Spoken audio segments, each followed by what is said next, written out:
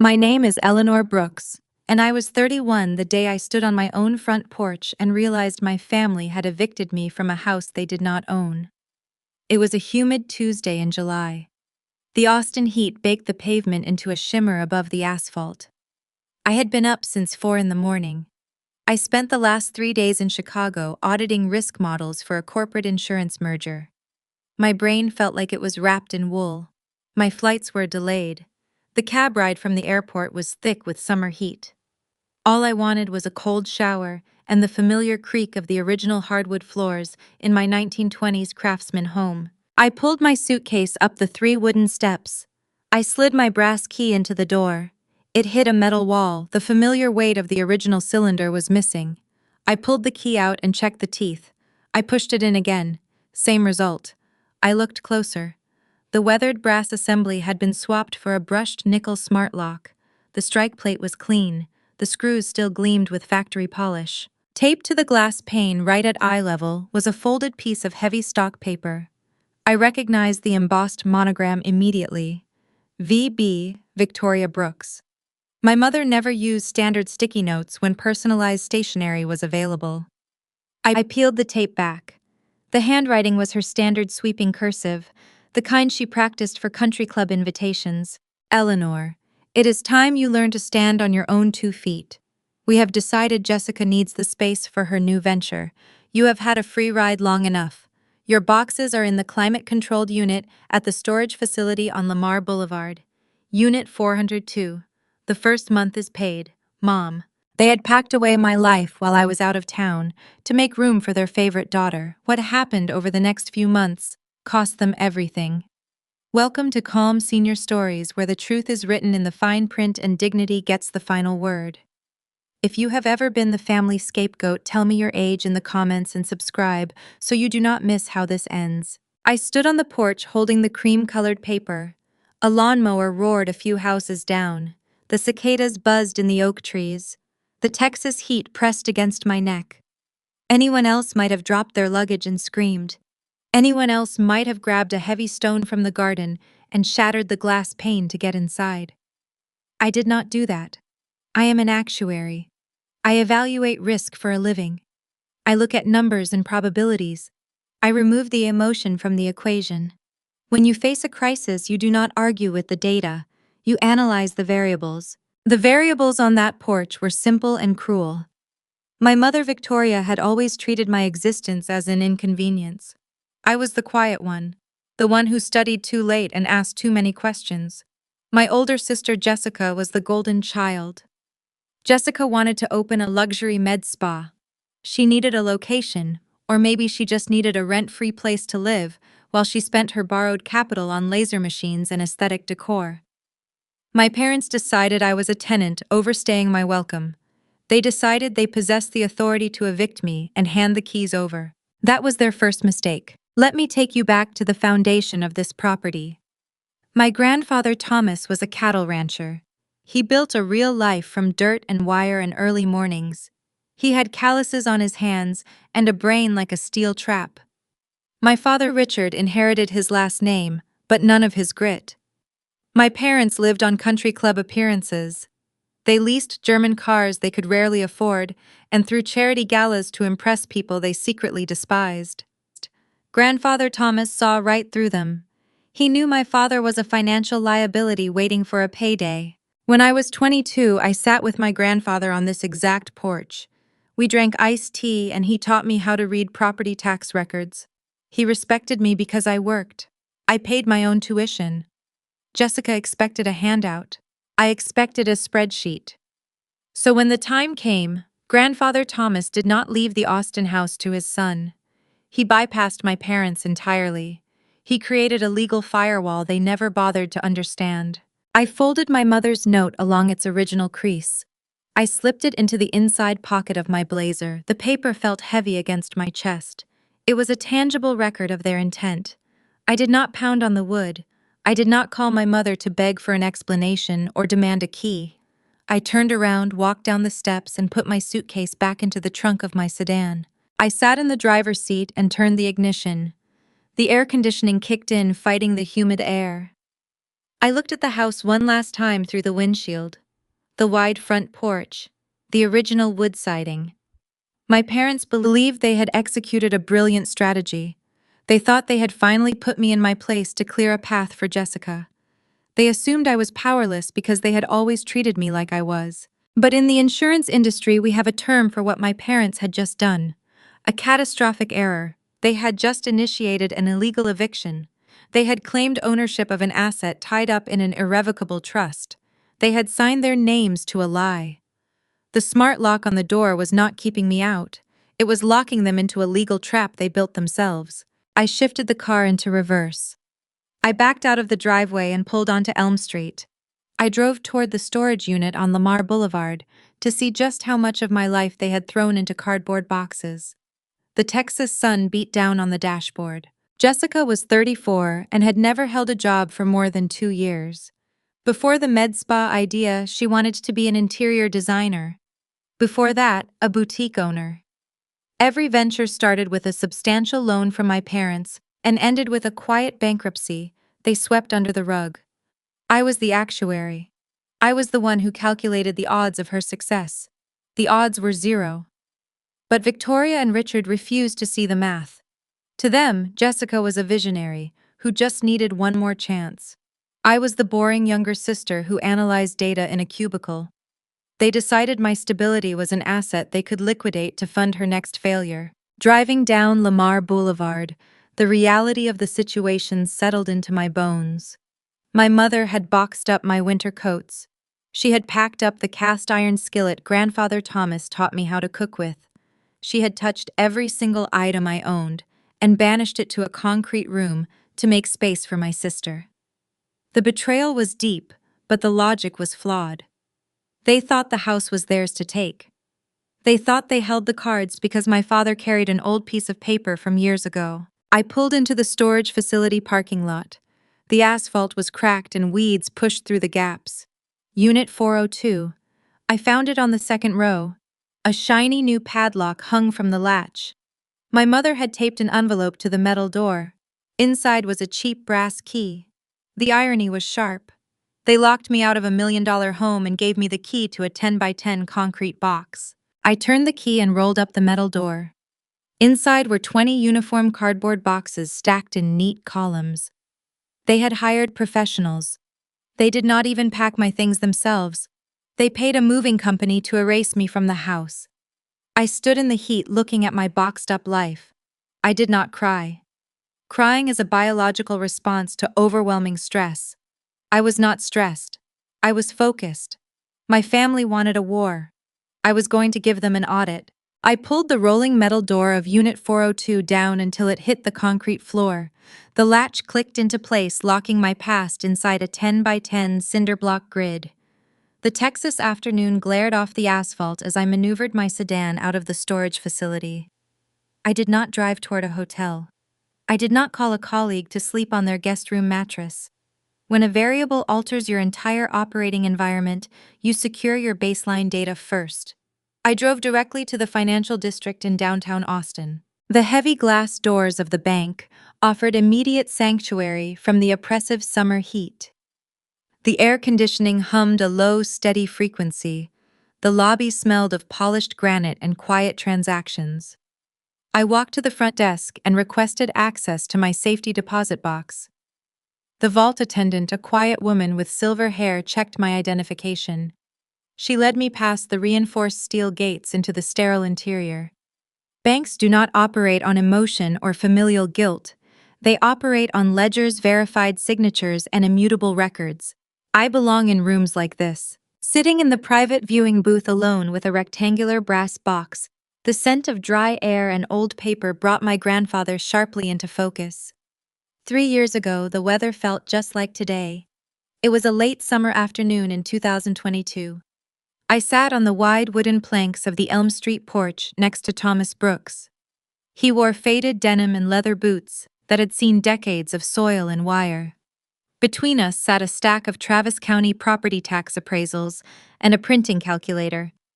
He trusted me to verify the mileage rates. We worked in a comfortable rhythm broken only by the mechanical clack of the receipt tape. That measured peace shattered when a pristine silver luxury sedan turned into the driveway. The tires crunched over the gravel with an expensive, heavy sound. My father stepped out. Richard wore a crisp pastel polo shirt and a platinum watch that caught the sunlight. He looked like a man who owned half the state, but his balance sheet told a different story. He walked up the steps reeking of imported cologne and quiet desperation. He did not ask how my grandfather was feeling. He did not ask about my upcoming actuarial exams. He leaned against the porch railing and pitched his latest disaster. It was a boutique retail development in the Domain District. The contractors were threatening liens and his credit lines were frozen. He needed a bridge loan. He waved his hand as if requesting $100,000 was a trivial favor between gentlemen. Thomas did not look up from the tax documents. He picked up his pen, drew a neat line under a column of numbers, and told his son no. The rejection stripped away Richard's polished veneer. The wealthy socialite vanished, leaving behind an entitled heir. He raised his voice, arguing about ungrateful parents and his rightful legacy. He pointed a finger at the wooden pillars of the house and reminded Thomas about the 2018 paperwork. That document was the ace up my father's sleeve. 4 years prior, Thomas had suffered a mild cardiac event. During the brief hospital stay, Richard seized the opportunity to present a general power of attorney. He framed the signature as a protective measure to handle medical billing in case of an emergency. Thomas signed it out of convenience. Richard kept that document in a fireproof safe at his Westlake mansion, treating it like a royal decree. He believed that single piece of paper gave him unchecked dominion over every dollar and every shingle his father owned. Richard stormed off the porch that day, spinning his tires onto the lawn as he retreated. Thomas watched the dust settle in the driveway. He took a sip of his black coffee and looked at me. His eyes were sharp, clear, and entirely devoid of sentimentality regarding his only son. He knew Richard would liquidate the family history the moment his heart stopped beating, just to keep up appearances at the country club. My grandfather was a man who built fences to keep predators away from his herd. He decided to build an impenetrable wall around the Austin house. The very next morning, we drove to an elder law practice on Congress Avenue. We sat in a conference room that smelled of lemon polish and drafted a fortress made of paper. The lawyer, a methodical man named Marcus Thorne, explained the architecture of the Thomas Brooks Irrevocable Living Trust. A trust is an independent legal entity. Once you transfer a property into it, the house no longer belongs to you as an individual. It belongs to the trust itself. Thomas signed the deed over granting sole ownership to this new entity. He named me the sole trustee and the sole beneficiary. The brilliance of this maneuver lay in its quiet execution. By removing the real estate from his personal estate, the 2018 General Power of Attorney became a toothless document regarding the property. A personal power of attorney only grants control over personal assets. It holds zero jurisdiction over an irrevocable trust administered by someone else. My parents were entirely ignorant of this transition. They never bothered to check the county recording logs. They stopped paying attention the moment they got their signature in 2018. When Thomas passed away a year later, Richard assumed the house simply waited for his command. I unlatched the brass box in the viewing booth, bringing my focus back to the present. Inside, resting beneath a velvet tray, lay a thick manila envelope. I pulled it out and unwound the string closure. The document slid onto the smooth laminate table. The heavy watermarked paper felt substantial under my fingertips. I turned to the second page. There it was, the recorded deed, stamped by the Travis County Clerk, indexed and verified as public record. The legal title rested securely in my name as trustee. I stared at the blue ink of my grandfather's signature. My parents had changed the locks on a door they had no legal right to touch. But evicting a resident illegally is merely a civil dispute, a nuisance violation. Victoria and Richard were far too ambitious to stop at simple property interference. Changing locks requires a specific motive. My mother's note mentioned Jessica needing space for her new venture, a luxury med spa. Those specific businesses require immense capital, commercial retail leases, high-grade laser equipment, medical liability insurance. Jessica had terrible credit. My parents were leveraged to the hilt, keeping up their Westlake facade. If they genuinely believed they controlled the estate through that obsolete 2018 document, they were not just trying to give my older sister a free place to sleep. You do not evict family just to save on residential rent. You evict them when you need to clear the asset for a larger transaction. I slid the trust documents back into the envelope. The paper armor was secure. The legal foundation was unshakable. I placed the envelope into my leather briefcase, locking the brass box and returning it to the vault attendant. I thanked her quietly and walked back out into the blistering Texas heat. The variable that remained unsolved was their exact endgame. Why the sudden rush? Why hire movers to pack my belongings while I was in Chicago instead of giving me a standard 30-day notice? Desperation moves faster than arrogance. I needed to understand the financial mechanics of their plan before I dismantled it. I unlocked my car door and placed the briefcase on the passenger seat. My phone vibrated in my blazer pocket. The screen illuminated with a text message from Jessica. It was time to find out exactly how deep of a hole my family was digging. The screen of my mobile phone illuminated the dim interior of the sedan. The notification banner displayed a message from my older sister. It read exactly as I expected, condescending and entirely disconnected from reality. Hope you found your boxes.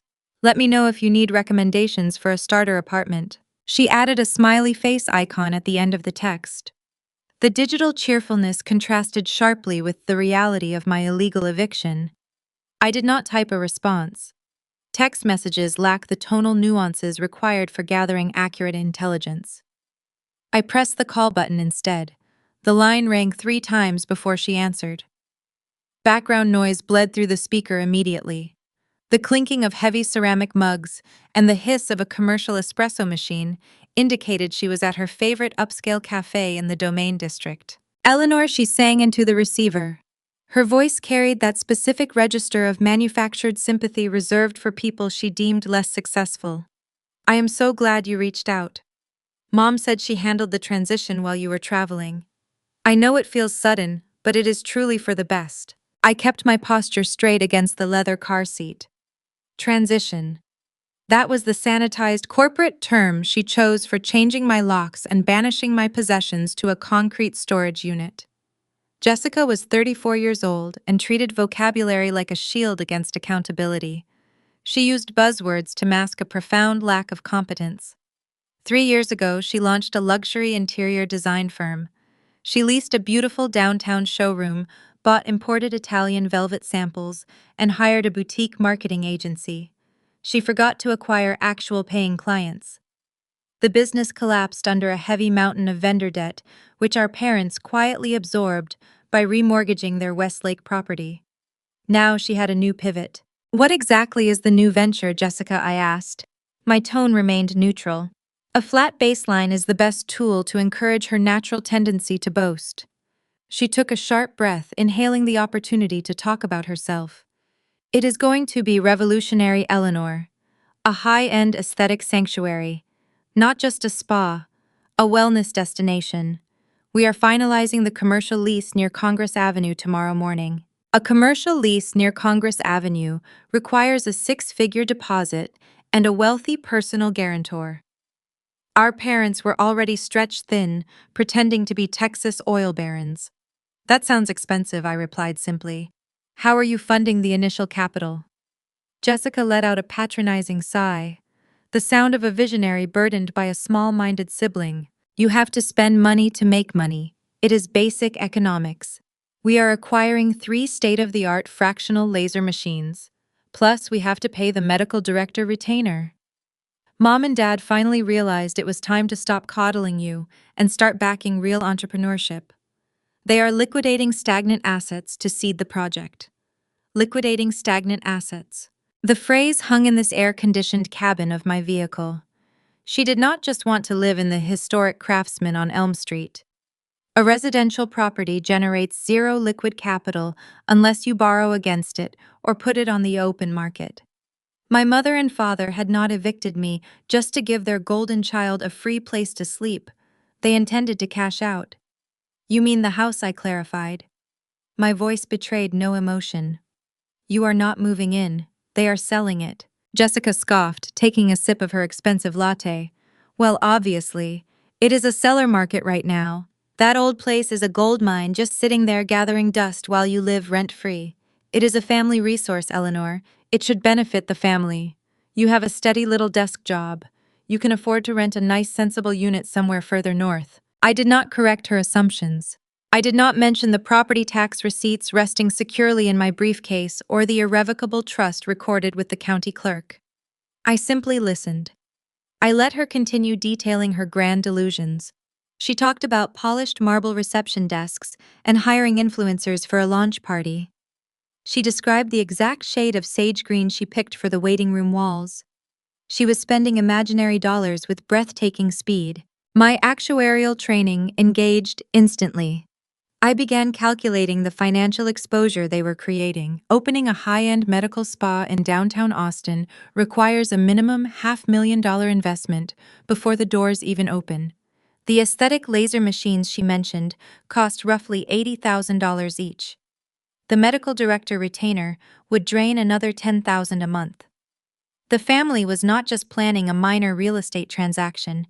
They were banking on a multi-million-dollar payout from my grandfather to rescue Jessica from her lack of marketable skills. They intended to sell my home to finance her fantasy. The most fascinating part of the equation was the confidence. To sell a property, you have to pass a title search. My father clearly believed the outdated paperwork in his fireproof safe gave him unquestionable authority to sign a deed transfer. He was steering his favorite daughter into a commercial lease backed by fraudulent funds. The impending crash would be spectacular. I see, I said. It sounds like you have everything figured out. Jessica hummed in agreement. Do not be bitter, Eleanor. This is just business. We all have to make sacrifices for the greater good. She ended the call shortly after citing an appointment with a brand consultant. The line went dead. I sat in the parking lot of the bank processing the sheer magnitude of their arrogance. They had crossed a very dangerous line. This was no longer petty domestic interference. This was calculated financial fraud. They were preparing to sign legally binding real estate contracts for a property they did not possess. If Jessica was signing a commercial lease tomorrow, they needed cash immediately. To get cash, they needed a buyer for the Elm Street house. To find a buyer fast, you need a well-connected listing agent. My mother, Victoria, belonged to a country club teeming with desperate real estate professionals looking for off-market inventory. They must already have a timeline in place. They must have a contract in play. I needed to see how far this deception had progressed. I needed to observe them in their element without raising suspicion. Every Sunday, my parents held court at the Westlake Country Club dining room, surrounded by their wealthy peers. I had ignored their dinner invitations for months, preferring the quiet solitude of my own life. This Sunday would be different. I would attend. I would sit at their table, eat their food, and watch them brag about a crime they had not yet realized they were committing. The drive into Westlake takes you through winding roads, lined with ancient oak trees and manicured limestone retaining walls. It is a zip code designed to project success. The country club sits at the highest point of the neighborhood, overlooking a pristine golf course. I parked my sedan between a row of imported luxury SUVs. It was Sunday evening. Attendance at the weekly family dinner was not an invitation, it was a summons. I walked through the double mahogany doors into the main dining room. The space smelled of roasted garlic, heavy red wine, and expensive floral arrangements. Crystal chandeliers cast a warm, forgiving light over the patrons. My parents occupied their usual circular booth by the floor-to-ceiling windows. They never sat alone. An audience was a core requirement for their Sunday routine. Tonight they were holding court with William and Brenda Sterling. The Sterlings were wealthy developers who had known my family for a decade. My mother, Victoria, wore a silk blouse in a shade of pearl. Her posture was rigidly perfect. My father, Richard, wore a tailored blazer holding a glass of scotch like a prop in a stage play.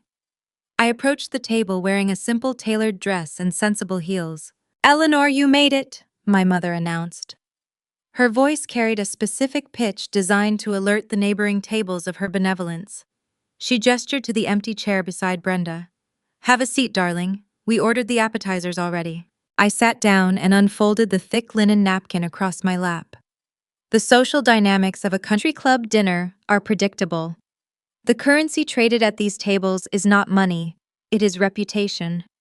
My parents needed to control the narrative of my sudden eviction before the rumors could spiral. They needed to frame their theft as an act of parental sacrifice. The waiter arrived and poured water into my goblet. I ordered a filet mignon cooked medium rare. Once the waiter retreated, my mother began her performance. She let out a long, measured sigh. It was a calculated sound, the auditory equivalent of a white flag signaling how exhausted she was by the burdens of motherhood. Brenda tilted her head. Her diamond tennis bracelet clinked against the fine china. "Is everything all right, Victoria?" My mother pressed a hand to her chest. "It has been a trying week, Brenda. Richard and I had to make a very difficult choice regarding Eleanor." I picked up my water glass and took a slow sip. The water was ice cold. I kept my eyes focused on my mother. "We finally had to practice some tough love," Richard chimed in. He set his scotch glass on the table with an authoritative thud. "You know how it is, William. You give your children everything, and sometimes they get too comfortable. Eleanor has been living rent-free in my father's old house for years. She has a decent desk job, but she just refused to launch. We realized we were enabling her." Victoria nodded, looking at Brenda with tragic eyes. "It broke my heart to pack up her boxes, but we had to ask her to leave. We have to liquidate that stagnant asset to help Jessica start her new wellness center. Jessica has real ambition, you see. She just needs the capital. Eleanor needs to finally grow up and stop freeloading." The word freeloading hung in the air above the silver cutlery. It was a fascinating choice of vocabulary. My grandfather left me that house because I was the only person in the family who paid her own bills. Yet here they were spinning a fairy tale to their wealthy friends, assassinating my character to justify their impending crime. I did not flush with embarrassment. I did not raise my voice to defend myself. An actuary knows that arguing with a false premise only validates it. When someone is digging a grave, you hand them a bigger shovel. The waiter returned with our entrees. He placed the heavy porcelain plates in front of us. I picked up my steak knife and my fork. I sliced into the filet mignon with surgical precision. The meat was cooked perfectly. I took a bite, chewed, and swallowed. I looked up to find Brenda Sterling watching me with a mixture of pity and patronizing curiosity. "So how are you adjusting to the real world?" sweetie, Brenda asked. Her tone reminded me of a preschool teacher addressing a difficult toddler. "It must be a shock having to figure out leases and deposits on your own." I set my knife down on the edge of the plate. I rested my hands in my lap and smiled at her. It was a calm, genuine smile. "I am adjusting very well, Brenda," I replied. My voice was even and pleasant. "The transition has been incredibly educational. I am learning a fascinating amount about property laws." My father let out a booming, hollow laugh. He waved his hand dismissively toward me. "Property laws. Listen to her. She reads a few articles on the internet and thinks she is a real estate attorney." He looked across the table at William Sterling. William had recently sold a large commercial tract downtown. My father leaned forward, eager to project his own status as a major player in the Austin real estate market. "Selling a historic property is a complex maneuver," Richard boasted, "especially an estate asset. My father Thomas left a complicated portfolio when he passed. He was old-fashioned, hated modern banking. But thank God I had the foresight to secure a general power of attorney back in 2018. The legal authority is airtight. I can sign off on the deed transfer without jumping through probate hoops. The title company loves me for it." I picked up my fork again. The steak tasted excellent. My father had just handed me the exact piece of data I needed. He confirmed his entire strategy out loud in front of witnesses. He was indeed relying on the outdated 2018 document.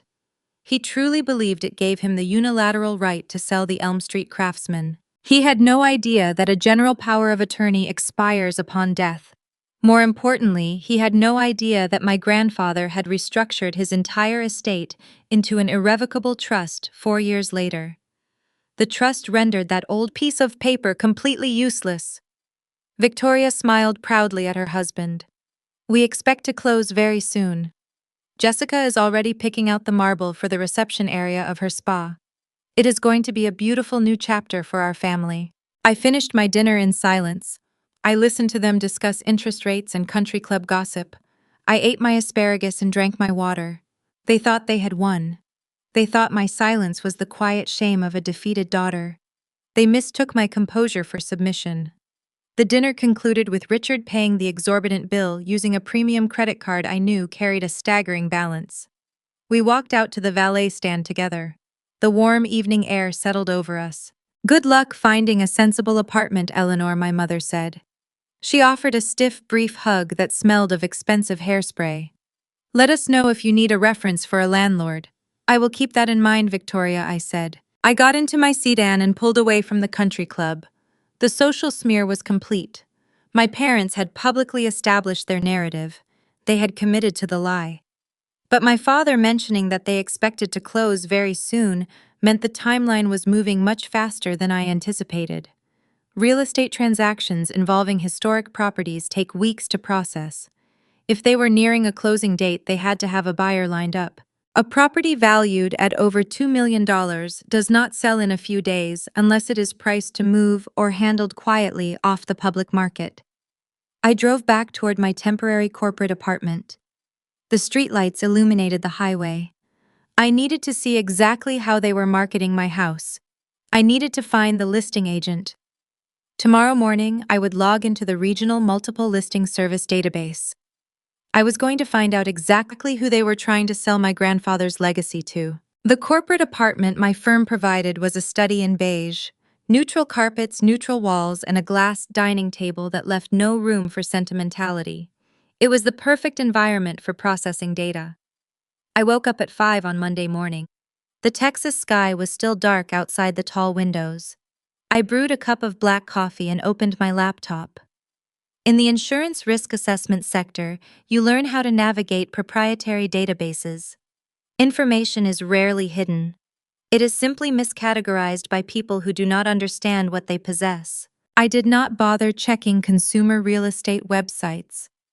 If my father believed he was executing a high-level financial maneuver, he would use an exclusive channel. He would want the prestige of a private sale to impress his peers. I accessed a regional multiple listing service portal using a guest credential provided by an underwriter colleague at my firm.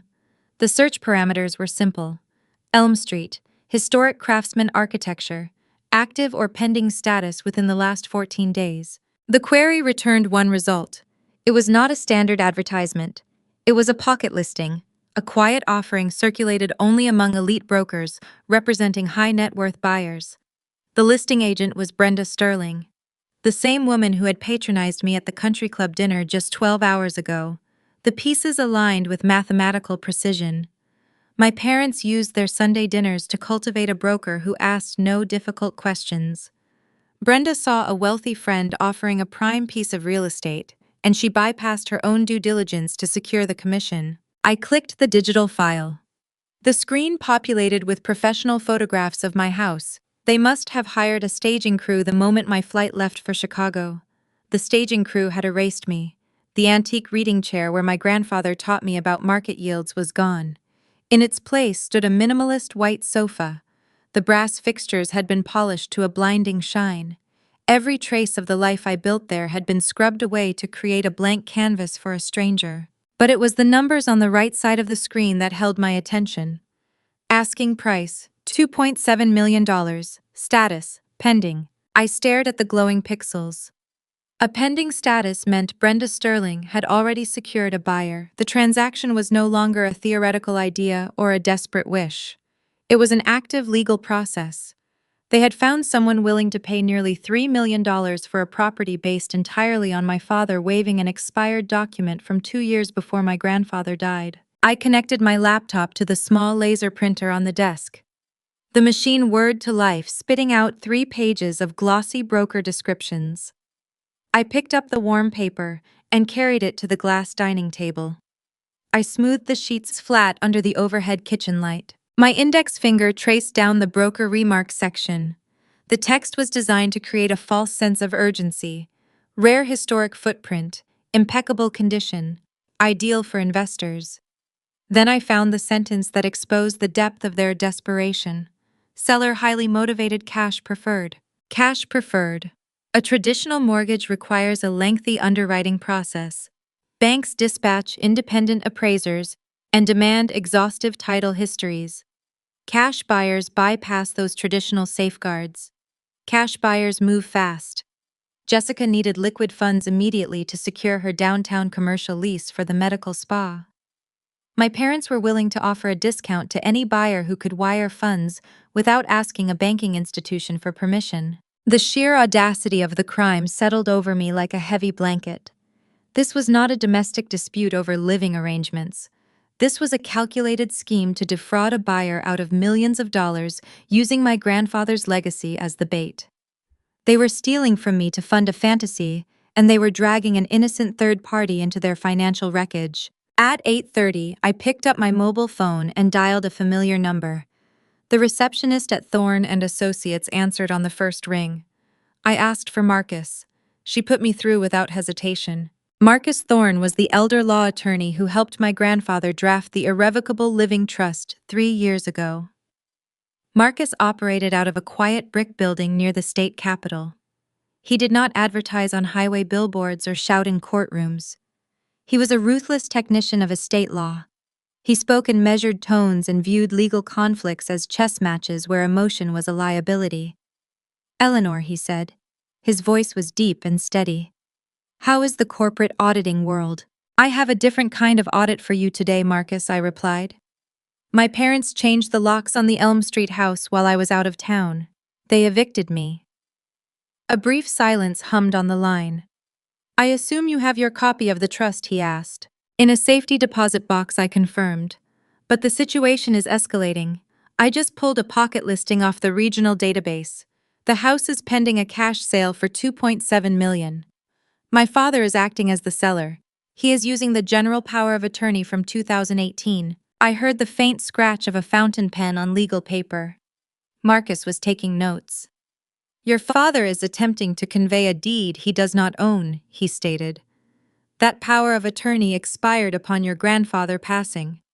Furthermore, the property is held by an independent trust.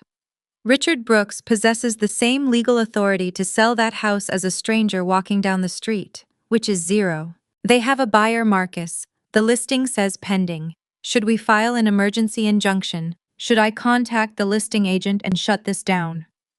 Marcus paused. I could hear the slow rotation of his leather desk chair. "Filing an injunction is the standard response, Eleanor. It stops the transaction. It freezes the asset. It also tips your hand." "Explain that to me," I said.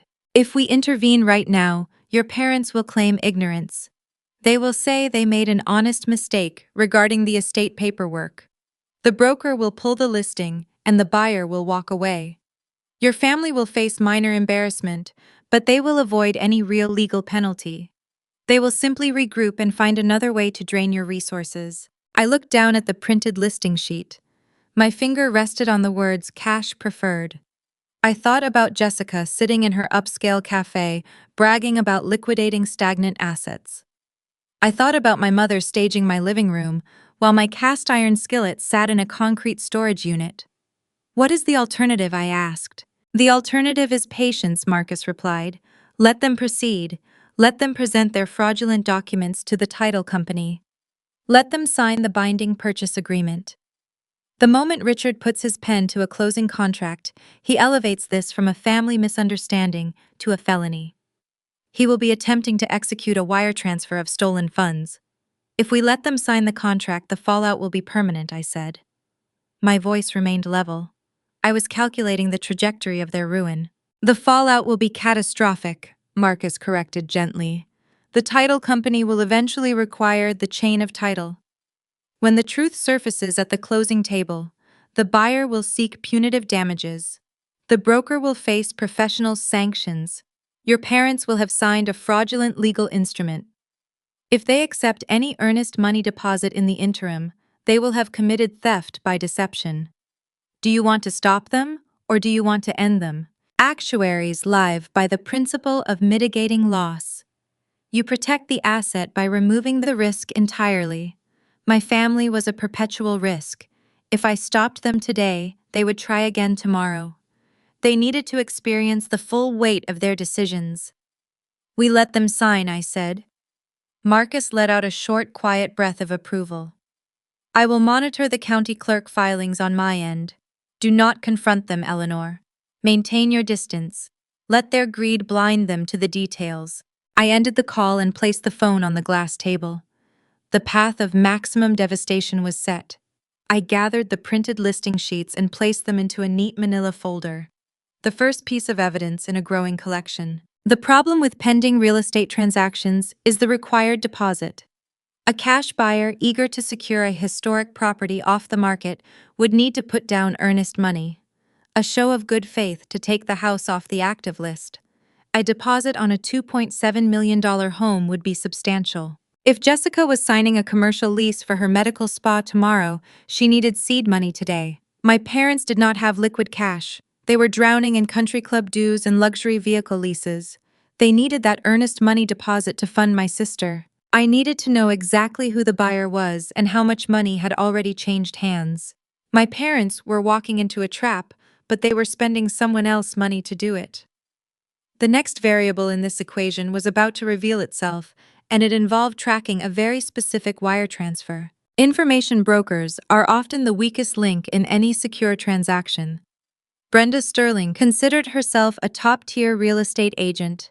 She drove a pristine imported convertible and wore designer suits. But underneath the expensive veneer, she was fundamentally a country club gossip. She thrived on possessing exclusive knowledge and displaying it for an audience. I knew if I approached her with the right mixture of naive curiosity and manufactured defeat, she would hand me the exact financial coordinates of my parents' scheme. I sat at the glass dining table in my temporary apartment and dialed the Sterling Brokerage main office line. The receptionist transferred me immediately. Brenda answered with a rehearsed melodic greeting. "Hello, Brenda, this is Eleanor Brooks," I said. My voice was soft. I pitched it a half-octave higher than my normal speaking register to project vulnerability. "I am sorry to interrupt your morning." The tone of her response shifted instantly. The professional polish dropped, replacing it with the patronizing warmth she used at the Sunday dinner. "Eleanor, darling, how are you holding up? Have you found a sensible apartment yet?" "I am currently looking," I replied. "I called because I realized I left a few important mail parcels at the Elm Street house. I know my father mentioned you are handling the sale.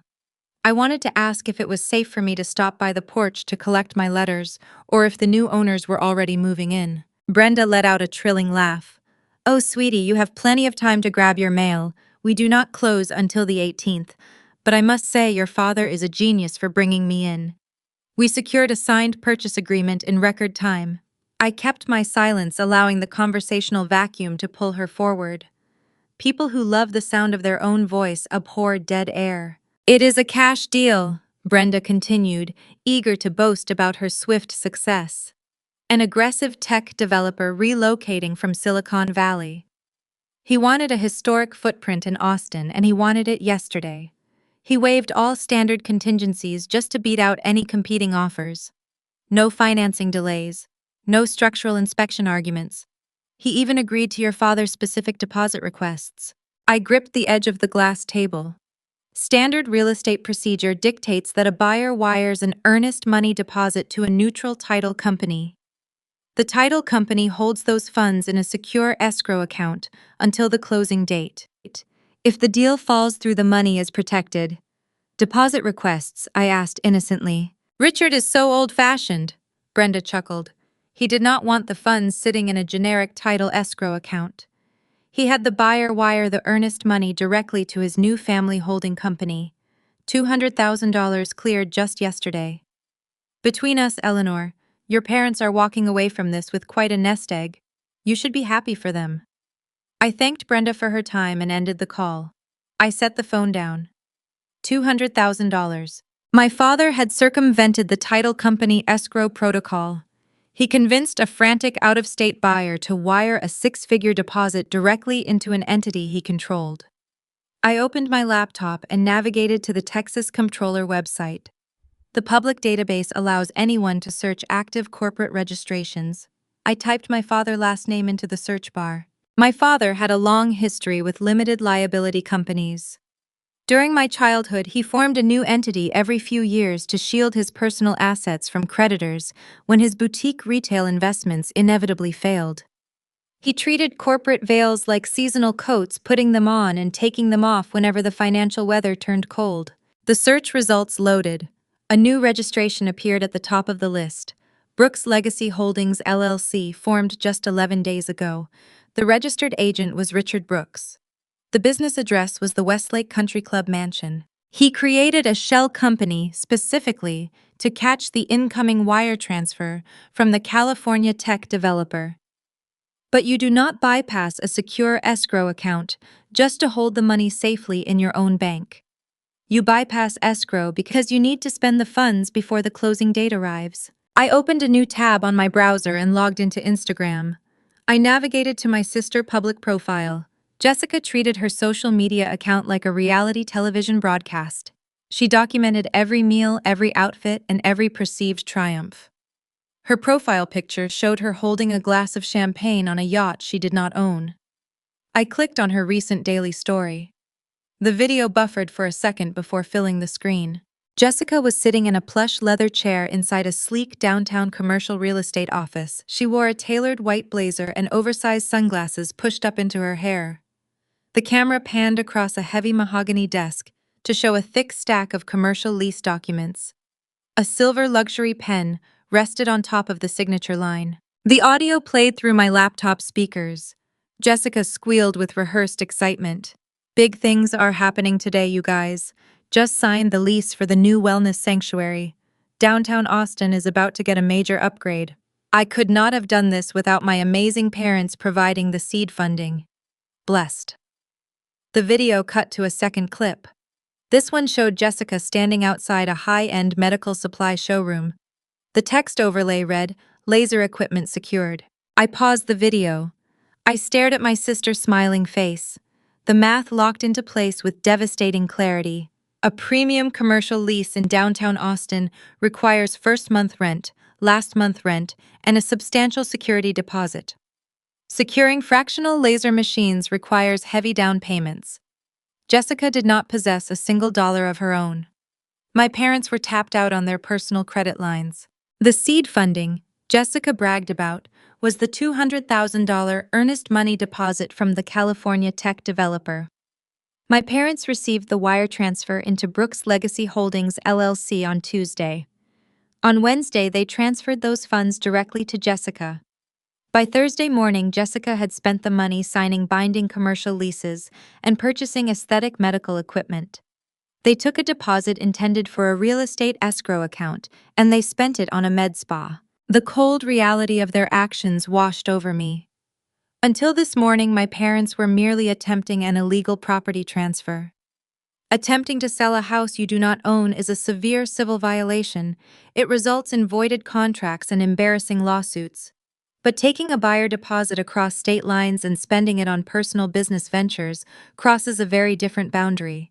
It is federal wire fraud. The moment they routed that California money out of the holding company and handed it to vendors, the point of no return vanished in the rearview mirror. There was no way for them to quietly back out of the deal now. If the closing failed, the California developer would demand his $200,000 back. My parents no longer had the money to return.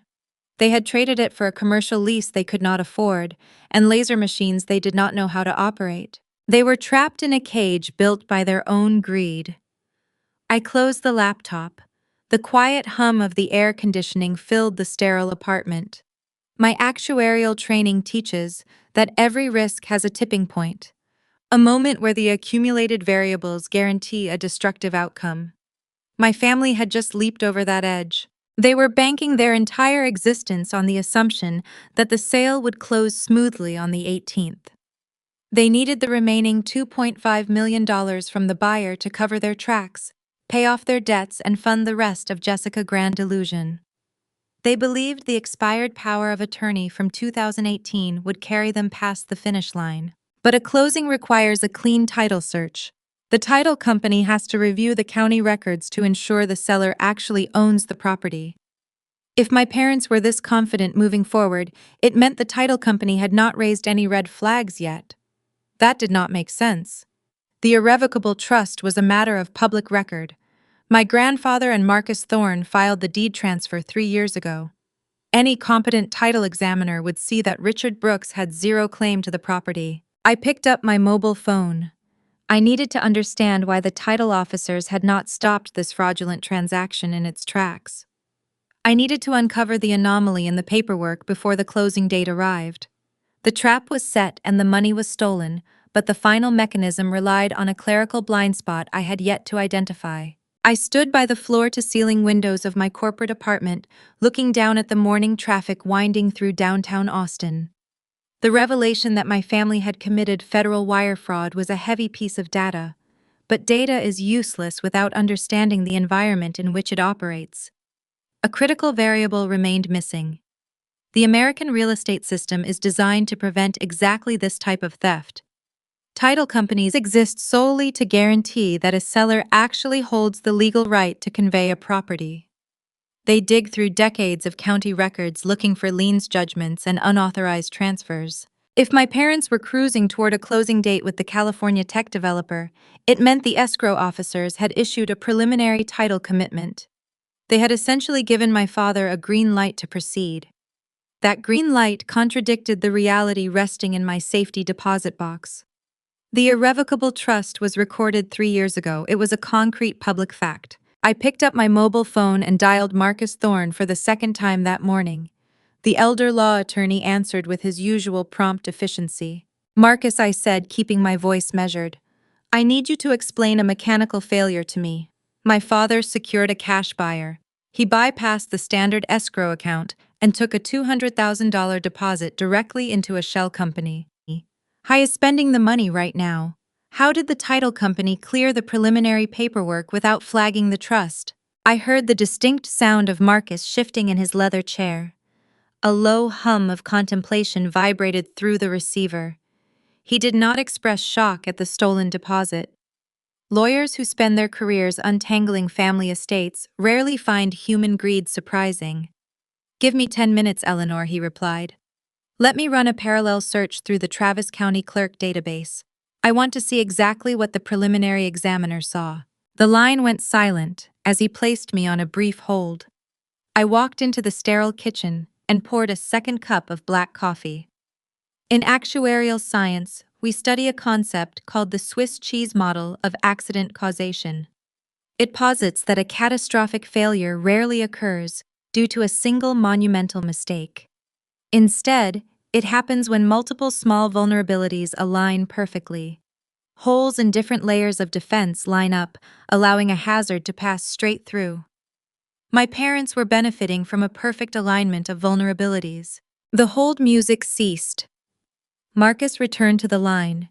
His voice carried the dry satisfaction of a technician who had just located a faulty wire inside a complex machine. "I found the discrepancy," he stated. "It is a classic indexing anomaly combined with human fatigue." "Explain it," I said. "When your father submitted the initial purchase agreement to the title company, he used the exact name printed on his outdated document from 2018, Marcus began. He listed the seller as Thomas Eugene Brooks. That is the name your grandfather used on his personal bank accounts and his medical records." I took a sip of my coffee, waiting for the rest of the equation. "But when we drafted the irrevocable trust in 2022, your grandfather insisted on using his business moniker," Marcus continued. "He was a cattle rancher. He liked brevity. We recorded the deed transfer under T.E. Brooks Trust. The property left the personal name of Thomas Eugene Brooks and entered an entirely separate legal entity." The realization washed over me. The county database operates on exact digital inputs. It is an archaic software system that lacks the intuitive search capabilities of a modern search engine. If you search for one specific string of characters, you will not automatically see variations unless you run a comprehensive cross-reference on the physical property address itself. The examiner took the path of least resistance, I concluded. "Precisely," Marcus confirmed. "The transaction is being handled by a junior title officer. This person saw an off-market cash deal with a highly motivated seller. Cash deals usually mean aggressive deadlines. The junior officer typed Thomas Eugene Brooks into the county grantor index. The search returned the general power of attorney from 2018. The examiners saw a legal document granting Richard Brooks the authority to manage the estate. They checked the box, issued the preliminary commitment, and moved on to the next file on their desk. They never ran the secondary search on the parcel identification number. This was the pebble that started the avalanche. It was a perfectly logical slice of American bureaucratic reality. A rushed employee staring at a dual monitor setup prioritizing speed over meticulous verification missed a crucial detail. That single moment of lazy administration handed my parents a loaded weapon. It will not hold, Marcus warned. The preliminary commitment is just the first hurdle. Before the final closing, a senior underwriter must review the file. They will pull the actual property tax card to verify the current mailing address for the tax bill. The tax card plainly lists the T.E. Brooks Trust as the owner. The collision is inevitable. The moment the senior underwriter sees that discrepancy, they will freeze the transaction. But the closing date is already set, I countered. My sister accidentally texted me the timeline. They plan to sign the final paperwork on the 18th. Marcus let out a slow, measured breath. Eleanor, they are walking toward a cliff blindfolded. They have taken an illicit wire transfer across state lines. They are spending money that does not belong to them. When the title company uncovers the trust at the 11th hour, the California buyer will demand his deposit back. Your parents will not have the liquidity to refund him. The developer will contact federal authorities. The attorney paused, allowing the gravity of the situation to settle. You are the trustee, Marcus said, his tone shifting into formal legal counsel. You have a fiduciary duty to the estate. We can file an emergency injunction right now. I can draft a cease and desist order and serve it to the title company today. It will halt the transaction immediately. It will save your parents from committing the final act of fraud at the closing table.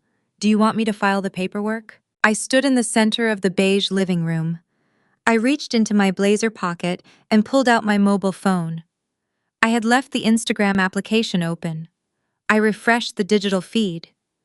A new image appeared at the top of the screen. It was a photograph posted by Jessica just 4 minutes ago. The location tag indicated a premier luxury steakhouse in downtown Austin. The kind of restaurant where a single dinner service costs more than a standard monthly mortgage payment.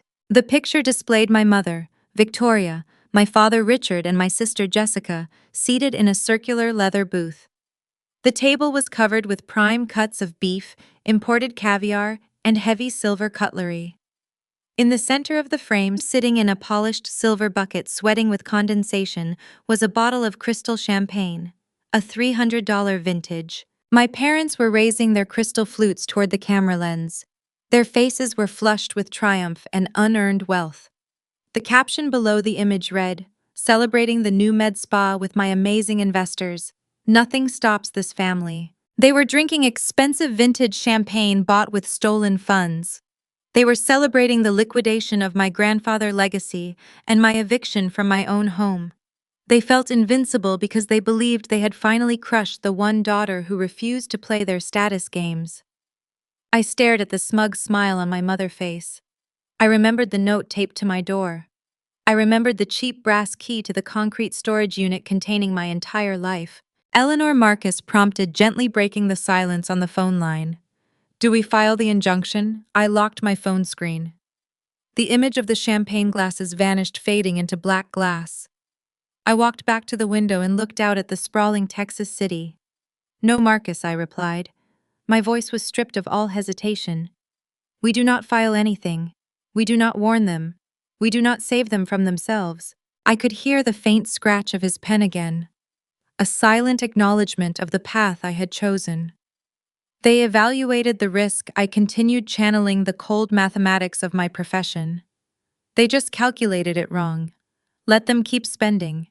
Let them show up to the title company on the 18th. Let them set the table. I took a slow, steady breath, letting the Austin skyline anchor my resolve. I will clear it. Marcus agreed to monitor the final scheduling details and ended the call. The legal mechanics were now fully illuminated. I understood how they got this far, and I knew exactly how it would end. The remaining days before the closing would require absolute discipline. My family was going to construct a lavish future on a foundation of stolen money. My job was simply to stay quiet and let them build the tower as high as possible before I removed the cornerstone. The actuary's silence was about to begin. In the actuarial profession, waiting is never a passive activity. It is a highly calculated state of observation. You gather the variables, you build the risk model, and then you sit quietly, while the probabilities play out exactly as the mathematics predicted. You do not rush the timeline, you let the data mature. My temporary corporate apartment became my observation deck. The space was devoid of personal history. The beige walls, the glass dining table, the silent hum of the stainless steel refrigerator offered zero emotional distraction. It was a sterile environment designed for transient executives. For me, it provided the perfect laboratory to monitor the collapse of my own family. While I sat in the quiet air conditioning, drinking black coffee and running probability tables on my laptop, my parents were living loudly. They were broadcasting their impending financial victory across every available social channel. Jessica updated her followers daily. She posted videos of boutique public relations consultants touring her empty commercial lease space. She shared digital renderings of the Sage Green Wellness Sanctuary, featuring imported Italian tile and custom ambient lighting. Every single post represented cash flowing out of the holding company my father created. Every digital update was a permanent receipt of their federal wire fraud. They were spending the California tech developer deposit with breathtaking speed. They treated the $200,000 like an endless fountain of unearned wealth. My mobile phone vibrated against the glass table, breaking the silence of the room. A text message banner appeared on the screen. The sender was my mother. I did not swipe the notification away. I did not block her number. Blocking a toxic family member is a defensive maneuver. It protects your peace, but it destroys your intelligence-gathering capabilities.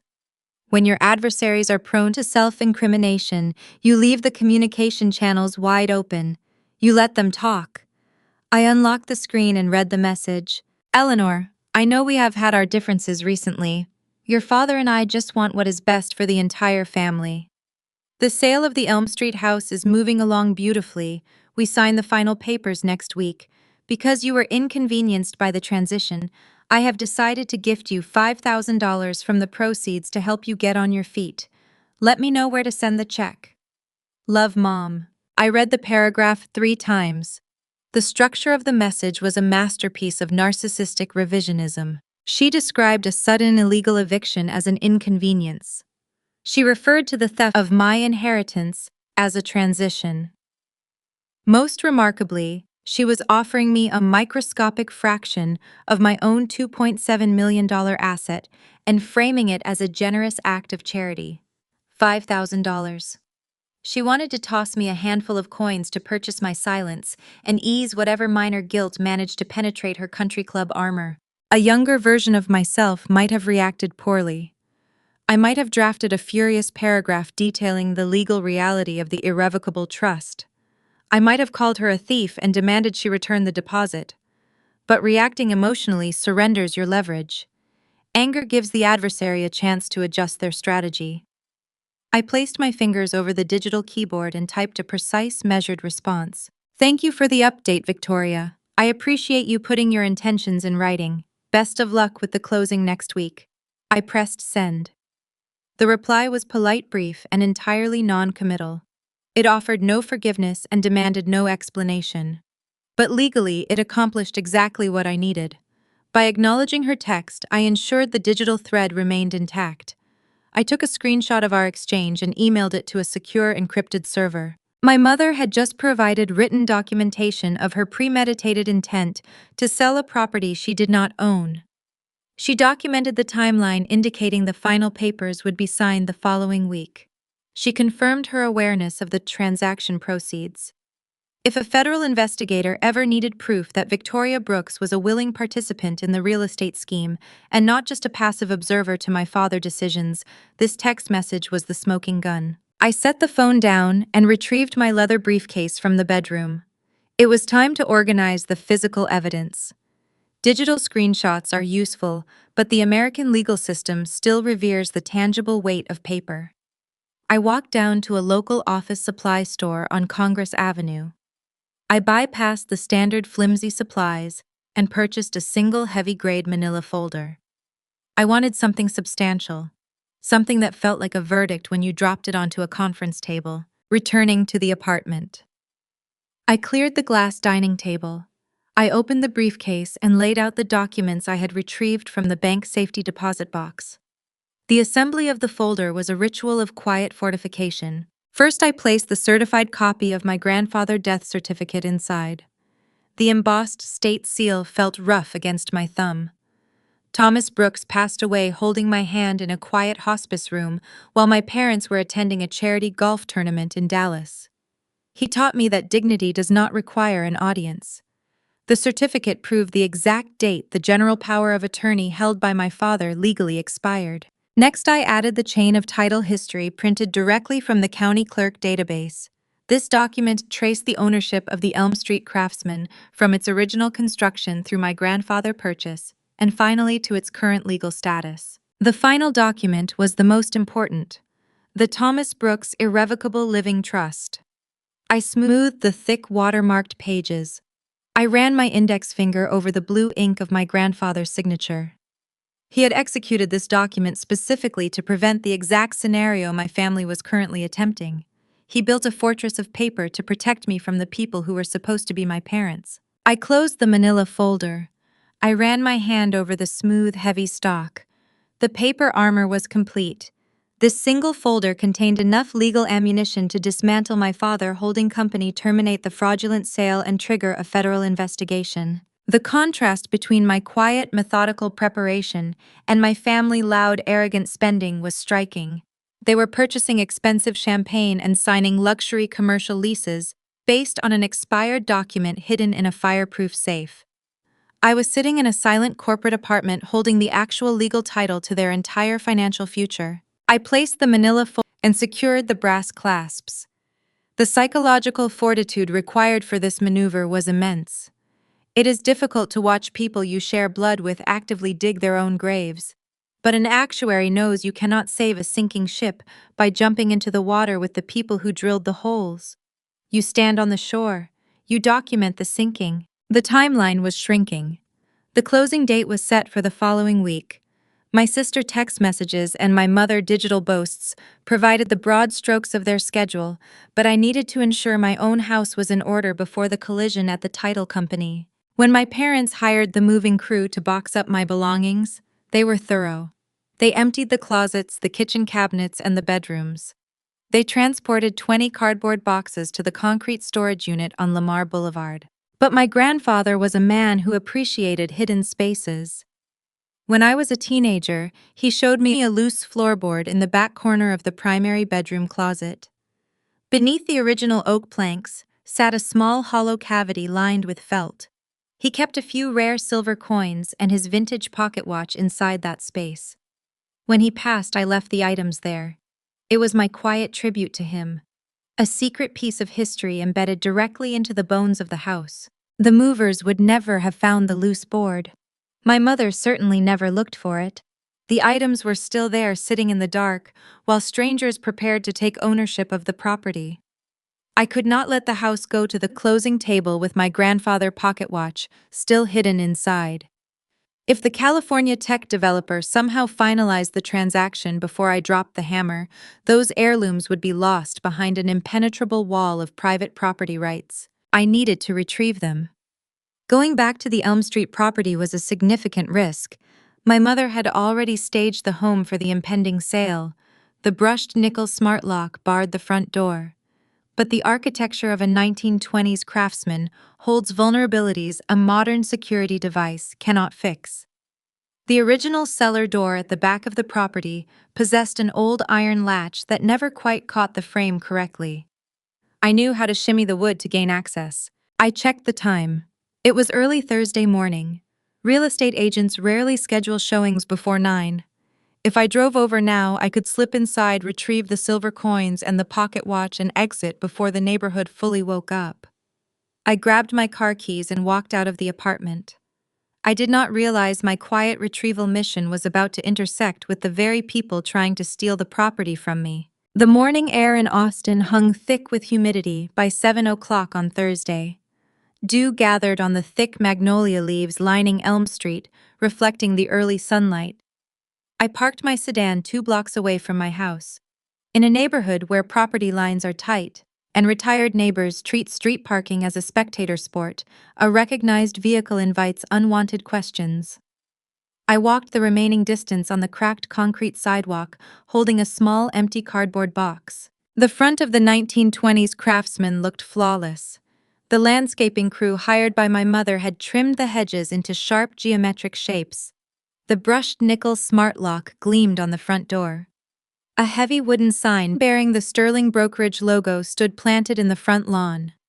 A bright red banner stretched across the top of the sign reading "Pending." I bypassed the front porch and walked down the narrow gravel path alongside the property.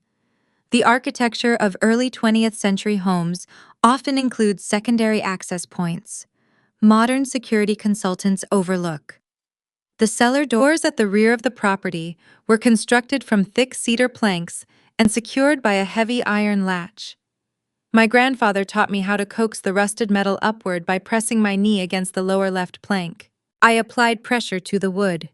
The iron latch lifted with a dull metallic scrape. I pulled the doors open and descended the concrete stairs into the darkness of the basement. The air smelled of damp limestone and aging timber. I walked past the old water heater and climbed the interior wooden staircase leading to the kitchen. Stepping into the main living space felt like walking into a photograph of someone else's life. The staging company had neutralized the soul of the house. The heavy oak dining table where my grandfather used to spread out his property tax maps was gone. In its place stood a fragile glass table surrounded by transparent acrylic chairs. The vibrant Persian rugs were replaced by sterile beige carpets. They had erased my history to sell an illusion. I did not linger in the kitchen. I walked quickly down the hallway to the primary bedroom. The staging crew had removed the heavy antique bed frame, replacing it with a low-profile modern platform. I walked straight to the back corner of the walk-in closet. I knelt on the original hardwood floor and pressed my fingers against the edge of a specific oak plank. The wood yielded to the pressure. I lifted the loose floorboard. The small hollow cavity underneath was dark and undisturbed. I reached inside and pulled out a faded velvet pouch. The heavy silver coins clinked softly against the casing of my grandfather's vintage pocket watch. I opened the drawstring and checked the contents. The glass face of the watch was intact. The silver possessed a dull, beautiful tarnish. I placed the pouch inside the small cardboard box I carried. The retrieval was successful. I stood up and turned to leave. Then a sharp electronic chime echoed through the silent house. The smart lock on the front door had just been disengaged. The heavy oak door swung open, brushing against the floorboards. I froze in the hallway. I heard the unmistakable sound of high heels clicking rapidly across the entryway tile. This living room receives incredible natural light during the morning hours, my mother Victoria announced. Her voice was pitched loud, projecting total authority over the space. She was not alone. A heavy male voice responded, carrying the crisp, fast-paced accent of the West Coast. "It is a solid footprint," Julian said. "The ceiling height is adequate. But these load-bearing walls dividing the kitchen and the living space have to go. I want an open concept. Tear out the plaster drop in a steel support beam." Julian Reed was the California tech developer. The cash buyer who had waived his contingencies and wired $200,000 to my father's shell company. He was walking through my home discussing demolition. Jessica chimed in her tone, dripping with sycophancy. "Oh, absolutely, Julian. An open concept would modernize the entire flow. We always loved the charm of the house, but our family is shifting our focus to commercial wellness ventures now.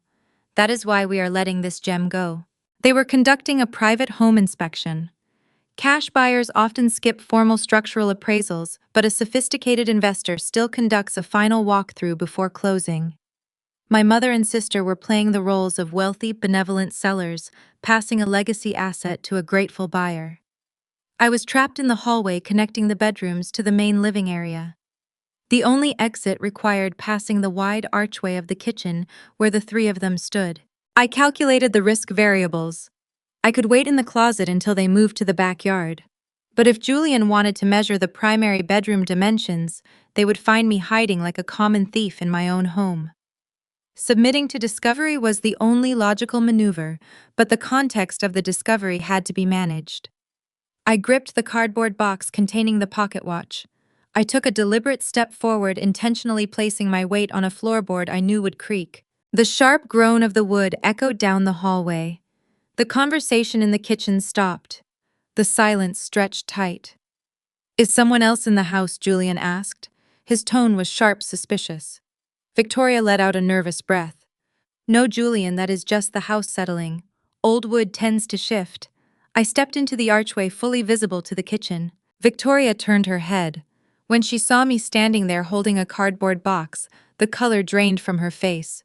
Her performative smile shattered. Jessica gasped, taking a sudden step backward, knocking her expensive leather handbag against the kitchen counter.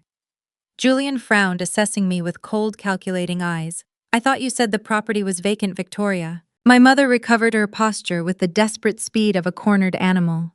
She marched across the kitchen tile, her heels striking the floor like hammer blows. She reached the archway and grabbed me by the elbow. Her manicured fingers dug into my arm. "Excuse us for just one moment, Julian," my mother said, forcing a bright, airy laugh.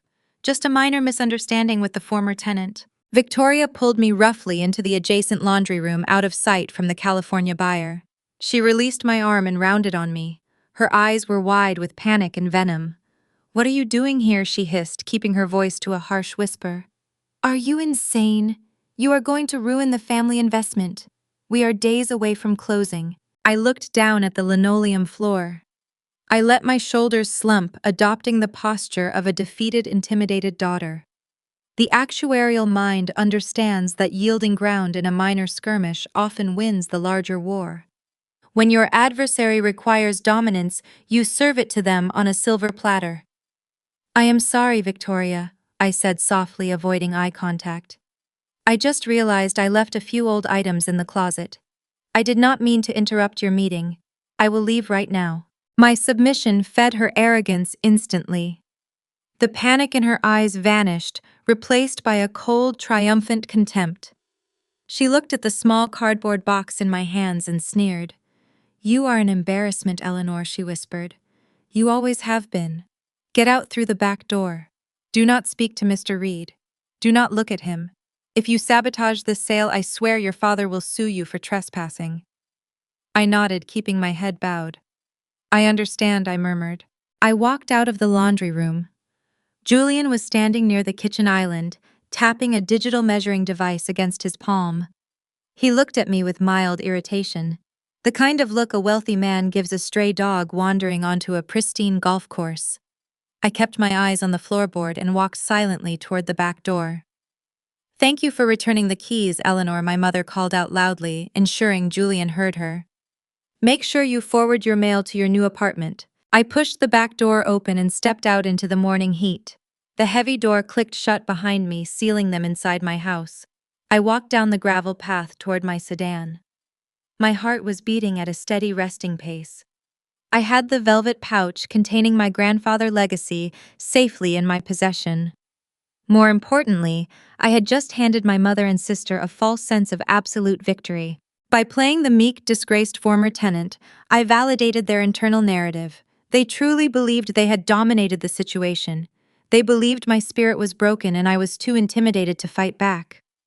Overconfidence is a dangerous narcotic. It makes people careless. I placed the cardboard box on the passenger seat of my car and turned the ignition.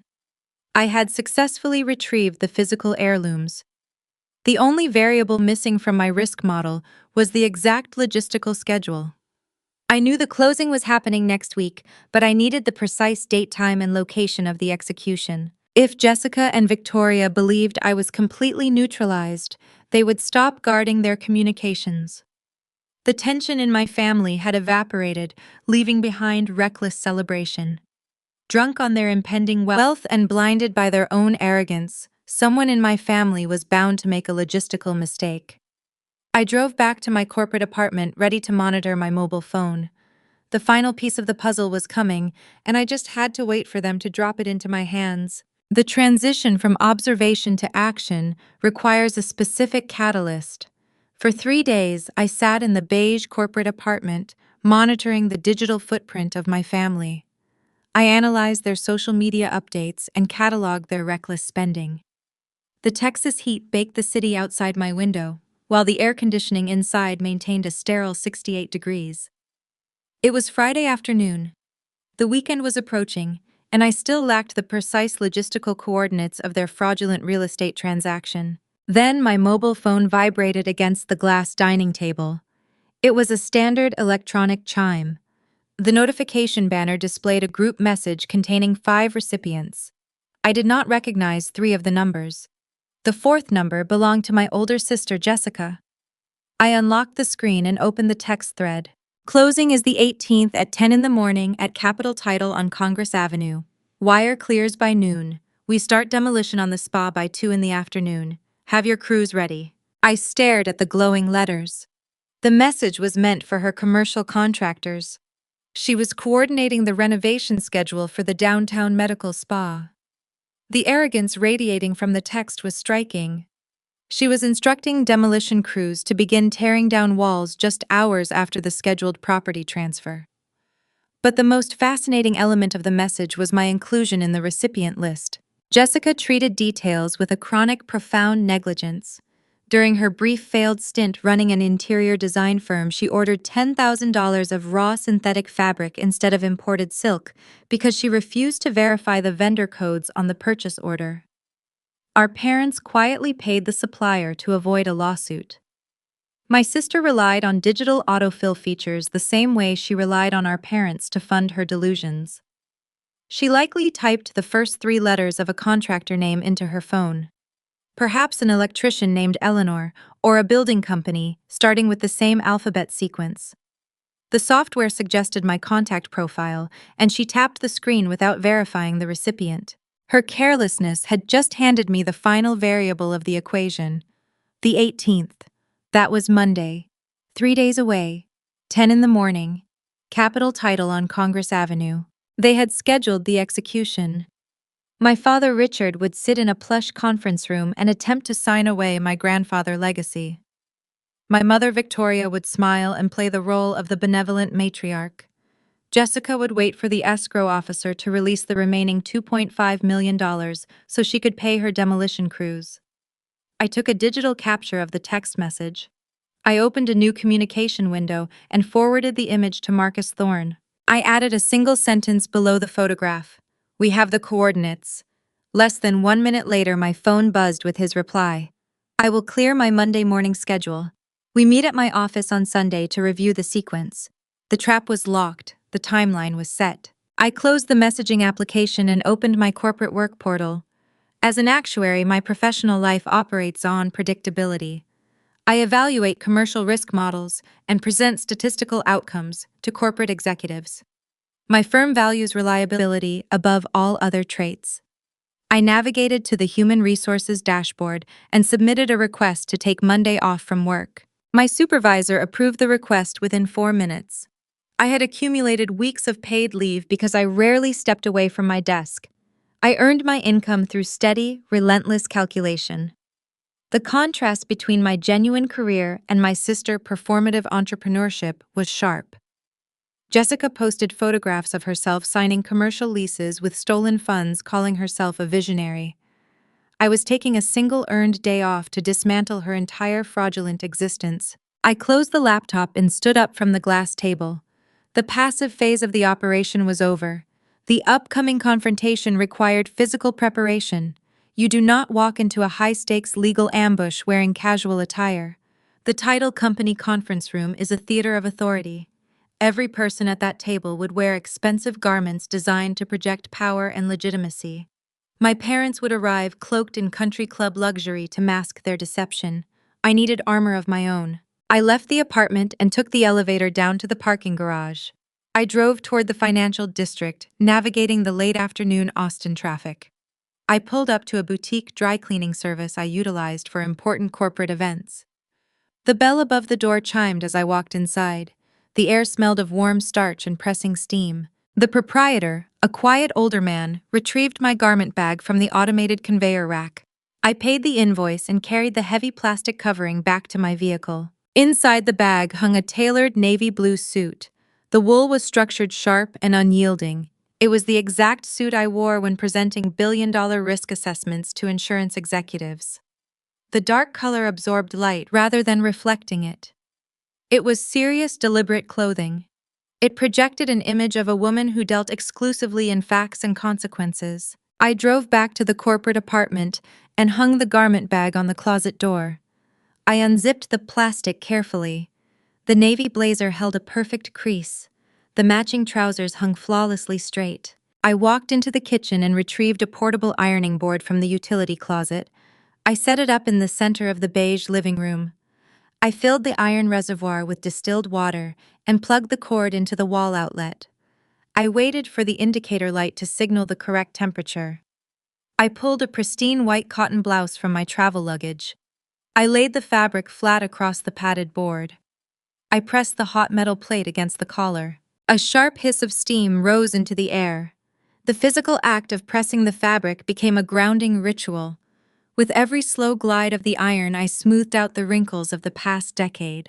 I pressed out the memory of Thanksgiving dinners where my father mocked my desk job. I pressed out the condescending smiles from my Mother Country Club friends. I pressed out the image of the eviction notice taped to the glass pane of my own front door. My family expected a frightened tenant. They expected the quiet younger sibling who always kept her head down and absorbed their insults without complaint. They believed their aggressive tactics had successfully intimidated me into submission during the accidental encounter at the house inspection. They were expecting a victim. I rotated the blouse, smoothing the sleeves. The hot steam purified the cotton. I was not going to Capital Title on Monday to cry or plead for my inheritance. I was not going to negotiate a settlement or ask for an apology. I was going as the sole legal trustee of the Thomas Brooks Irrevocable Living Trust. I was going to drop a certified deed onto a glass conference table and watch their stolen future evaporate. I was preparing for the closing table as an executioner. I finished pressing the garment and placed it on a wooden hanger next to the navy suit. The uniform was ready. The manila folder containing the death certificate, the chain of title, and the trust documents rested on the dining table. The legal ammunition was secure. The only remaining task was finalizing the choreography of the strike. An ambush requires perfect timing. If I walked into the title company too early, they might find a way to delay the signing. If I walked in too late, the fraudulent wire transfers might initiate, causing unnecessary jurisdictional chaos. Marcus Thorne understood the mechanics of a real estate closing better than anyone in the state of Texas. Our meeting on Sunday would determine the exact minute I needed to open the conference room door. I looked at the dark wool of the tailored suit.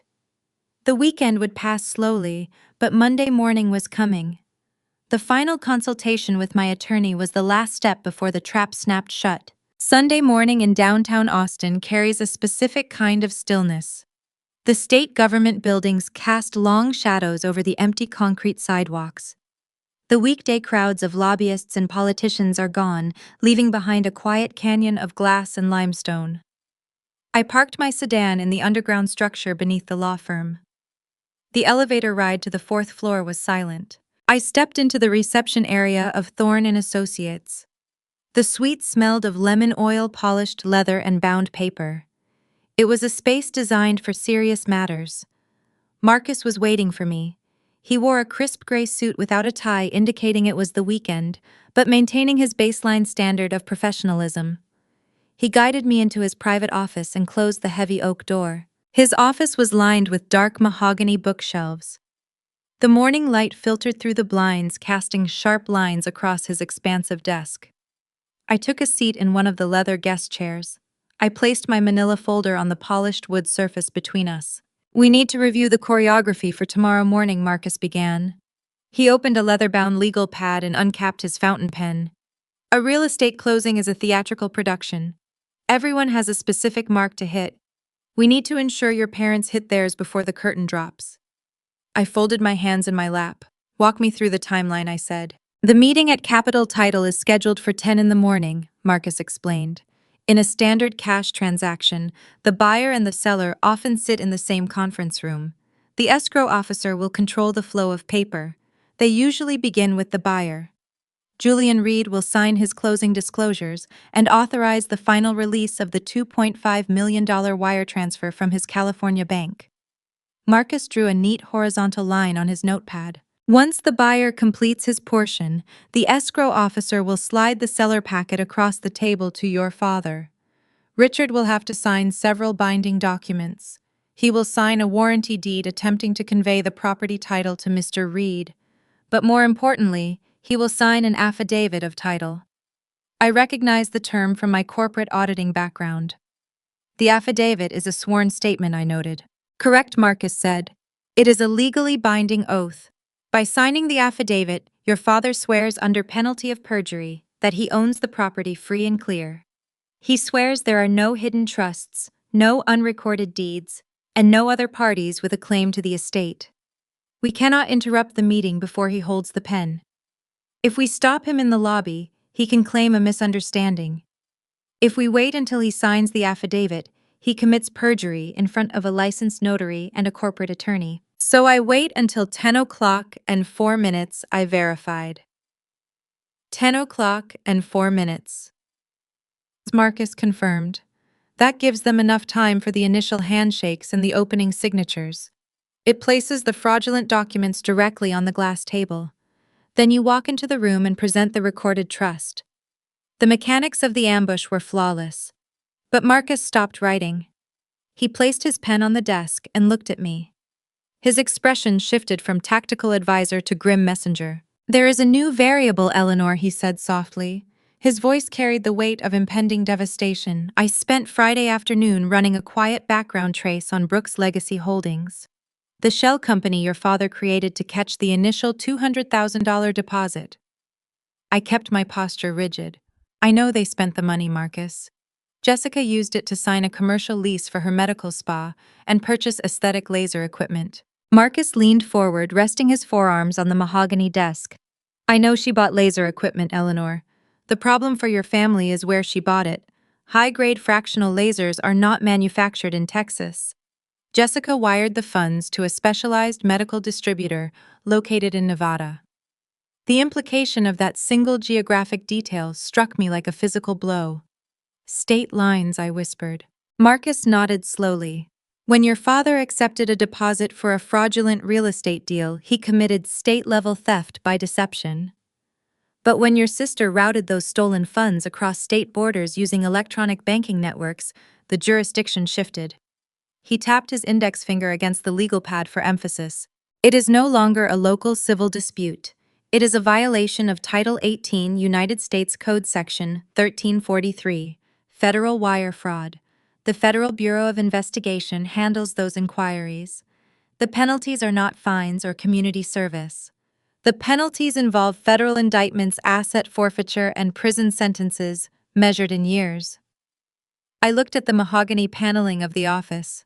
The scale of the disaster was expanding far beyond a canceled property sale. When you place that certified trust deed on the conference table tomorrow, Marcus continued, his tone steady and unrelenting, the California developer will demand his $200,000 back. The escrow officer will freeze the transaction. When your father cannot produce the refund, because Jessica already sent the money to Nevada, the developer will call his corporate litigation team. They will trace the wire. They will refer the matter to federal authorities by Tuesday morning. Marcus leaned back in his chair. The lawyer paused. It is a specific moment where an attorney forces their client to acknowledge the sheer gravity of the impending action. Your parents will be financially and criminally destroyed, Marcus said. The Westlake Country Club mansion will likely be seized to satisfy the judgments. Your father will face prosecution. Your sister commercial lease will default, ruining her credit permanently. The social disgrace will be total. I need to ask you on the record if you are prepared to initiate this chain of events. Once you open that conference room door, there is no putting the pin back in the grenade. The silence in the office was profound. I could hear the faint ticking of a brass clock on the bookshelf. I looked down at the manila folder resting on the desk. My fingers reached out and brushed against the heavy paper. Inside that folder was the signature of Thomas Brooks. I thought about my grandfather. I thought about the smell of old leather and coffee on the Elm Street porch. He was a man who looked at a ledger and saw the truth. He loved me because I respected the truth. He created the irrevocable living trust because he knew my parents were predators wrapped in expensive silk. He handed me the shield and trusted me to use it. Then I thought about the brushed nickel smart lock on my front door. I thought about my cast iron skillet sitting in a concrete storage unit on Lamar Boulevard while I was auditing files in Chicago. I thought about my mother sitting in a country club dining room sipping ice water and calling me a freeloader to her wealthy friends. I thought about my sister bragging about liquidating my home to buy laser machines. They did not steal from me out of desperation. They stole from me out of entitlement. They believed I was too weak to fight back and too foolish to understand the law. They looked at my quiet nature and diagnosed it as cowardice. I lifted my eyes from the folder and met the steady gaze of my attorney. They evaluated the risk, Marcus, I said. My voice was calm, carrying the cold resonance of my profession. They just calculated it wrong. Marcus held my gaze for 3 seconds. He did not ask the question a second time. He understood the verdict had been reached. He closed his leather-bound pad and picked up his fountain pen. The legal briefing is concluded, Eleanor. You have the trust documents. You know the timeline. I stood up from the leather chair. I picked up the manila folder and tucked it securely under my arm. I will see you tomorrow morning, Marcus, I said. I walked out of the mahogany office and took the elevator back down to the quiet underground parking structure.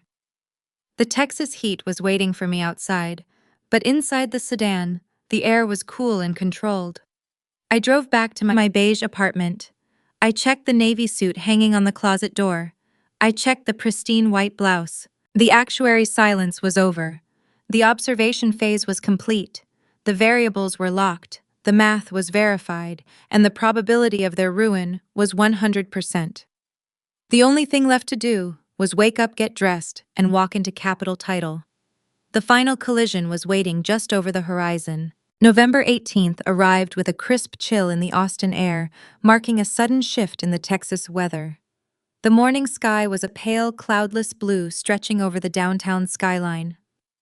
I stood in front of the full-length mirror in my corporate apartment, evaluating the reflection. The tailored navy wool suit draped flawlessly. The pristine white cotton blouse provided a stark, sharp contrast.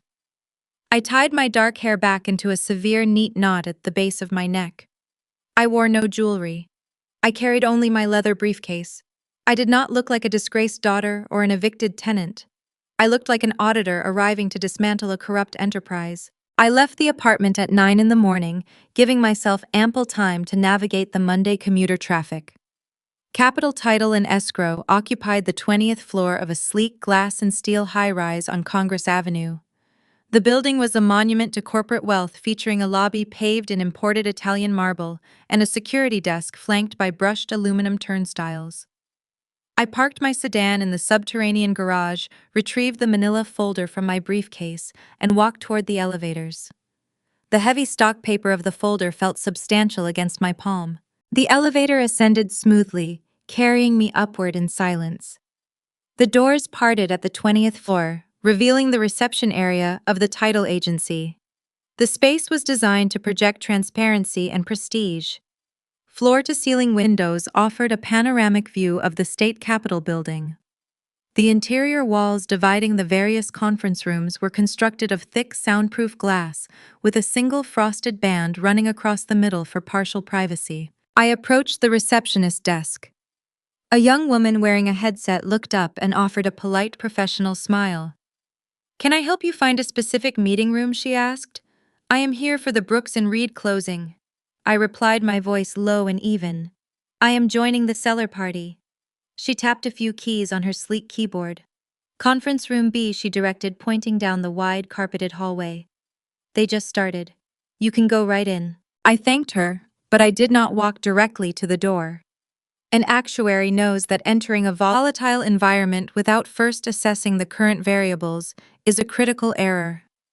I walked slowly down the corridor, positioning myself just outside the glass wall of Conference Room B.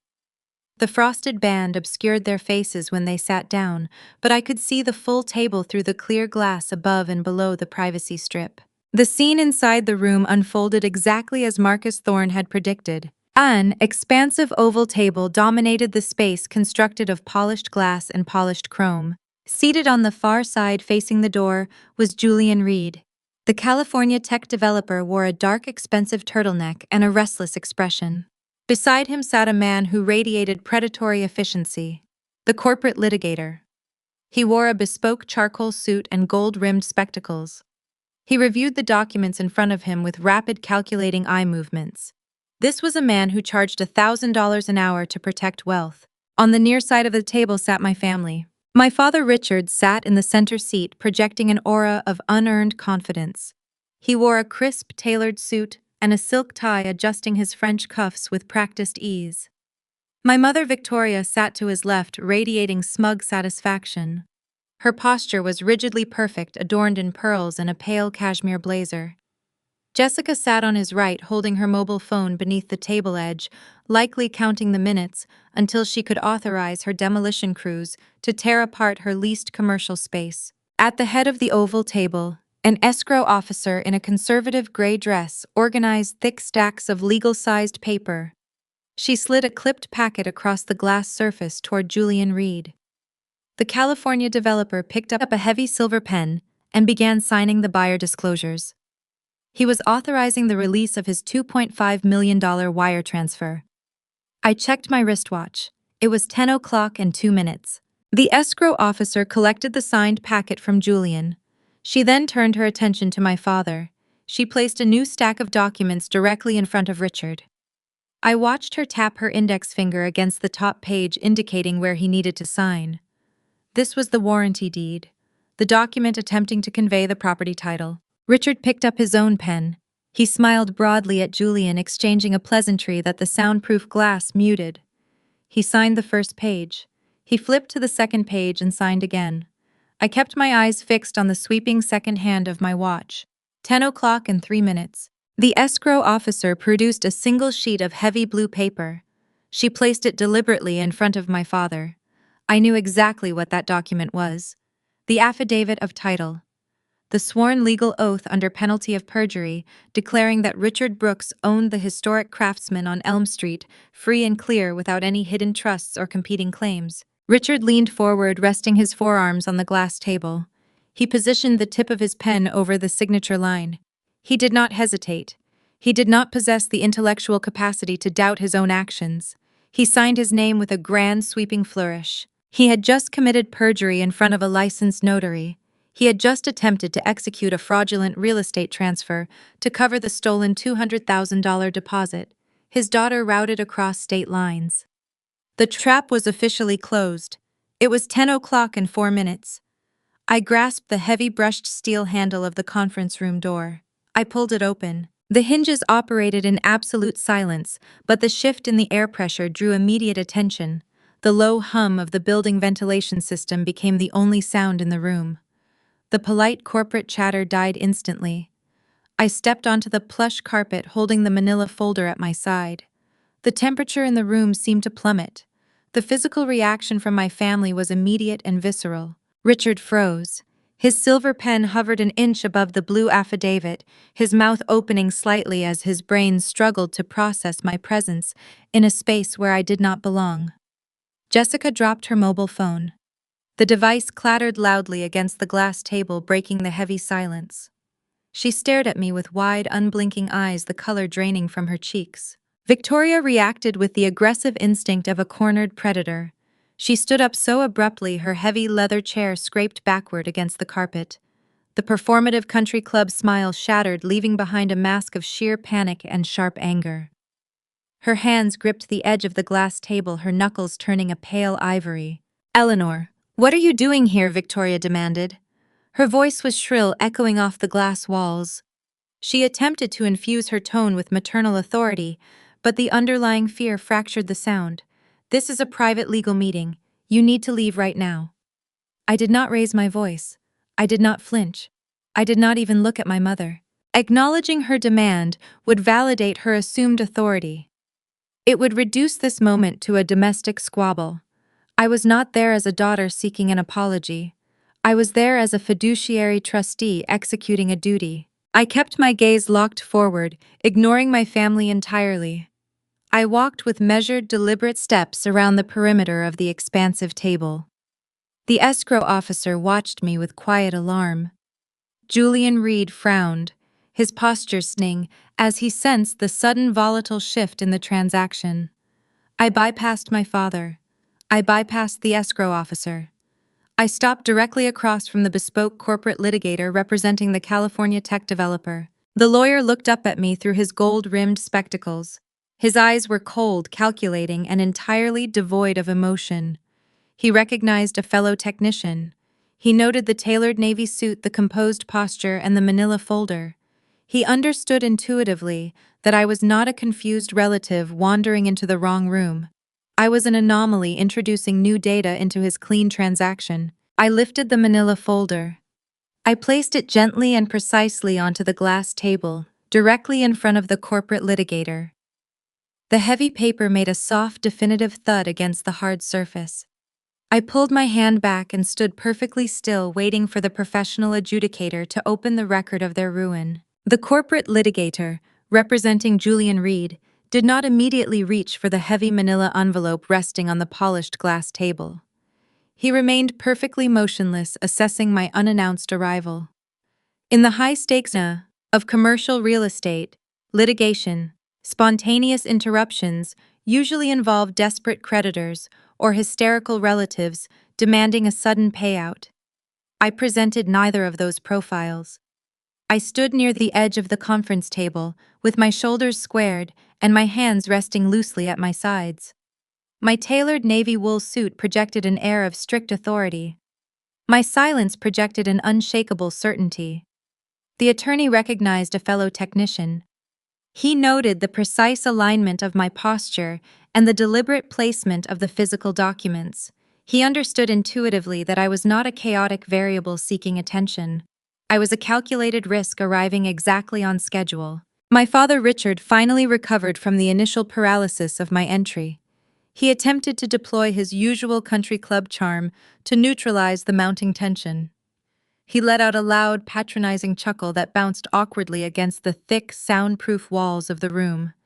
He spent his entire adult life bluffing his way through minor local real estate deals and country club committees, relying on a polished smile to smooth over his chronic incompetence. "I sincerely apologize for the disruption, gentlemen," Richard said, projecting a layer of false warmth over his trembling voice. "My younger daughter Eleanor has always struggled with professional boundaries. She is a bit confused about the complex estate logistics and the legal framework of her grandfather passing. Please excuse her behavior today. I will have the building security escort her out right now so we can finalize the warranty deed and get you the keys to your new property." Richard reached toward the inner pocket of his tailored jacket, presumably to retrieve his mobile phone and summon the receptionist. He never completed the motion. The litigator did not look up from the contents of the folder. He simply raised his left hand, holding his palm facing outward in a universal gesture of strict command. It was a silent directive executed with terrifying, effortless authority. "Do not speak," the lawyer instructed. His voice was quiet, carrying the chilling resonance of a federal judge issuing a final verdict. My father snapped his mouth shut. The performative chuckle died instantly in his throat. He possessed zero defense mechanisms against a premier corporate attorney operating at the peak of his profession. Richard slowly lowered his trembling hand and sank back into his heavy leather chair, the false bravado draining from his posture. The room descended into a suffocating quiet. The only sound remaining was the crisp rustle of thick watermarked paper turning over on the glass table. A professional who reads legal documents for a living does not read every single word on the page. They scan for specific structural pillars. They look for dates, signatures, county stamps, and jurisdictional authority. It took the litigator less than 30 seconds to digest the catastrophe resting on the table in front of him. He looked at the first document, the certified death certificate of Thomas Brooks. He noted the exact date of passing. In the architecture of Texas estate law, Death acts as a supreme boundary line. The moment a pulse stops, any general power of attorney granted by that individual instantly expires. The attorney processed this fact immediately, verifying that the blue affidavit my father just signed was legally hollow. A dead man cannot delegate authority. He turned to the second document. The Thomas Brooks Irrevocable Living Trust, established in 2022. He traced his index finger down the thick parchment. He verified the grantor. He verified the grantee. He read the specific clause naming me as the sole trustee and sole beneficiary of the Elm Street Craftsman property. He understood the mechanism instantly. By moving the asset into an independent trust, my grandfather had shielded the house from his reckless son. He turned to the third and final document. The recorded chain of title printed directly from the Travis County Clerk database. He saw the stamped seal verifying that the trust was a matter of public record. He recognized the indexing anomaly that allowed the junior escrow officer to miss the transfer during the preliminary search. He saw the gaping hole in the title commitment. The escrow company had failed, but my father had lied. Julian Reed shifted uncomfortably in his seat on the far side of the table. The California tech developer was accustomed to rapid compliance and frictionless acquisitions. He sensed the sudden toxic shift in the atmosphere. He leaned toward his counsel, crossing his arms over his dark, expensive turtleneck. "What is happening here?" Julian demanded, his West Coast accent clipping the syllables. "Are there hidden encumbrances on the property title? Why is the seller daughter submitting unverified paperwork right now? We waived the contingencies to speed this up." The litigator ignored his wealthy client. His primary duty was protecting Julian from severe liability, and he had just intercepted a devastating legal landmine moments before detonation. He finished reviewing the chain of title. He squared the edges of the three documents, tapping them neatly against the glass surface to align the corners. He closed the manila folder. He removed his gold-rimmed spectacles, folding the arms with deliberate mechanical precision. He placed the glasses next to the folder. When he finally looked up, his expression was drained of all professional courtesy. The polite facade required for a smooth corporate transaction vanished. It was replaced by the cold, predatory focus of a litigator who realized someone had just attempted to drag his client into a profound financial crime. My mother, Victoria, recognized the danger radiating from the attorney. She tried to intervene, utilizing her last remaining weapon. She attempted to play the victim. Victoria had spent decades manipulating her social circle by projecting an image of the long-suffering matriarch burdened by ungrateful children. "This is a private family matter, sir," Victoria pleaded, her voice trembling with manufactured distress. "Eleanor is deeply troubled. She has been estranged for months, and she is merely trying to disrupt her father's rightful transaction out of petty spite. Please just hand the folder back to her and we can proceed with the signing. We are so close to finishing." The lawyer did not even acknowledge her existence. He treated her words like meaningless static fading into the background. He shifted his cold gaze directly to my father. The silence that followed was agonizing. It was the heavy, oppressive quiet that precedes a catastrophic impact. Jessica sat frozen, staring at the closed manila folder as if it were a venomous reptile placed on the table. The escrow officer slowly pulled her hands away from the remaining unsigned documents, recognizing that the transaction was legally dead. The woman understood her own corporate liability was now in question. "Mr. Brooks," the litigator began. His voice was a flat, unyielding baseline. It offered no room for negotiation or debate. Richard swallowed hard. The knot of his silk tie suddenly looked too tight against his throat. He wiped a bead of sweat from his forehead. "Yes," he managed to croak. "The 2018 General Power of Attorney you used to initiate this transaction was legally voided 4 years ago," the lawyer stated. He slid the closed manila folder across the smooth glass, pushing it to the exact center of the oval table. It rested directly between Julian Reed and my father. Richard stared at the folder.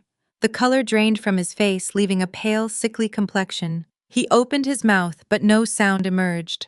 The outdated document hidden in his fireproof safe, the piece of paper he believed gave him unquestionable dominion over my grandfather, estate, was publicly declared worthless. "This property belongs to an irrevocable trust." The attorney continued his tone, striking the room like a hammer against an anvil. That trust is administered solely by your daughter. The title is recorded. The deed is verified.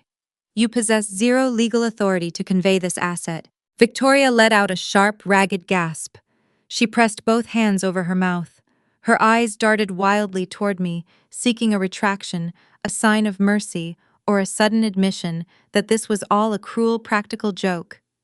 I maintained my steady posture. I offered her nothing. Jessica gripped the edge of the table. Her knuckles turned white. The reality of the situation crashed over her in real time. The property was not a stagnant asset they could liquidate. The $2.7 million was never going to arrive.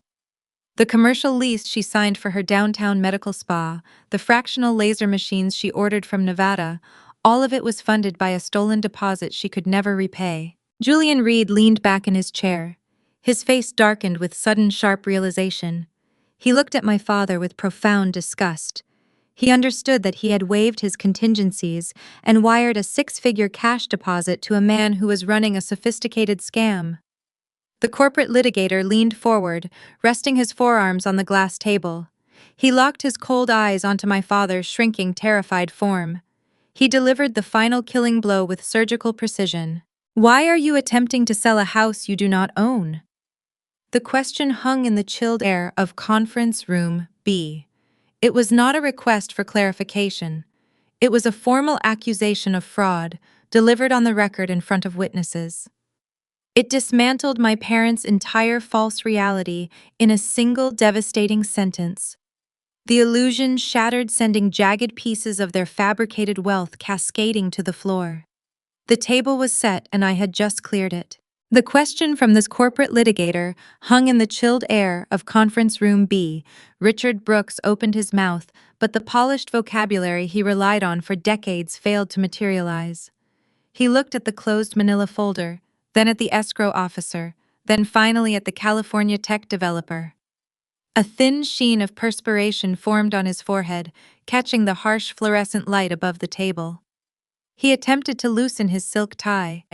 His fingers fumbled clumsily against the expensive fabric. "It is a simple misunderstanding," Richard stammered. His voice lacked any trace of the booming confidence he projected just 5 minutes earlier. Thomas was an old man. He filed excessive paperwork. The Elm Street property is a family asset, Julian. It stays within the bloodline. I am the patriarch of this family. I handle the portfolio. We can sort out this minor administrative overlap and get you the keys to the property today. The corporate litigator did not blink. He placed both hands flat on the polished glass table. "There is no administrative overlap," Mr. Brooks, the attorney, stated. His tone was surgical, cutting through my father's pathetic excuses. "There is a recorded deed transferring ownership to an independent trust. You signed a sworn affidavit claiming clear title to this asset. That constitutes perjury." Julian Reed shifted his weight. The restless energy of the West Coast investor morphed into aggressive hostility.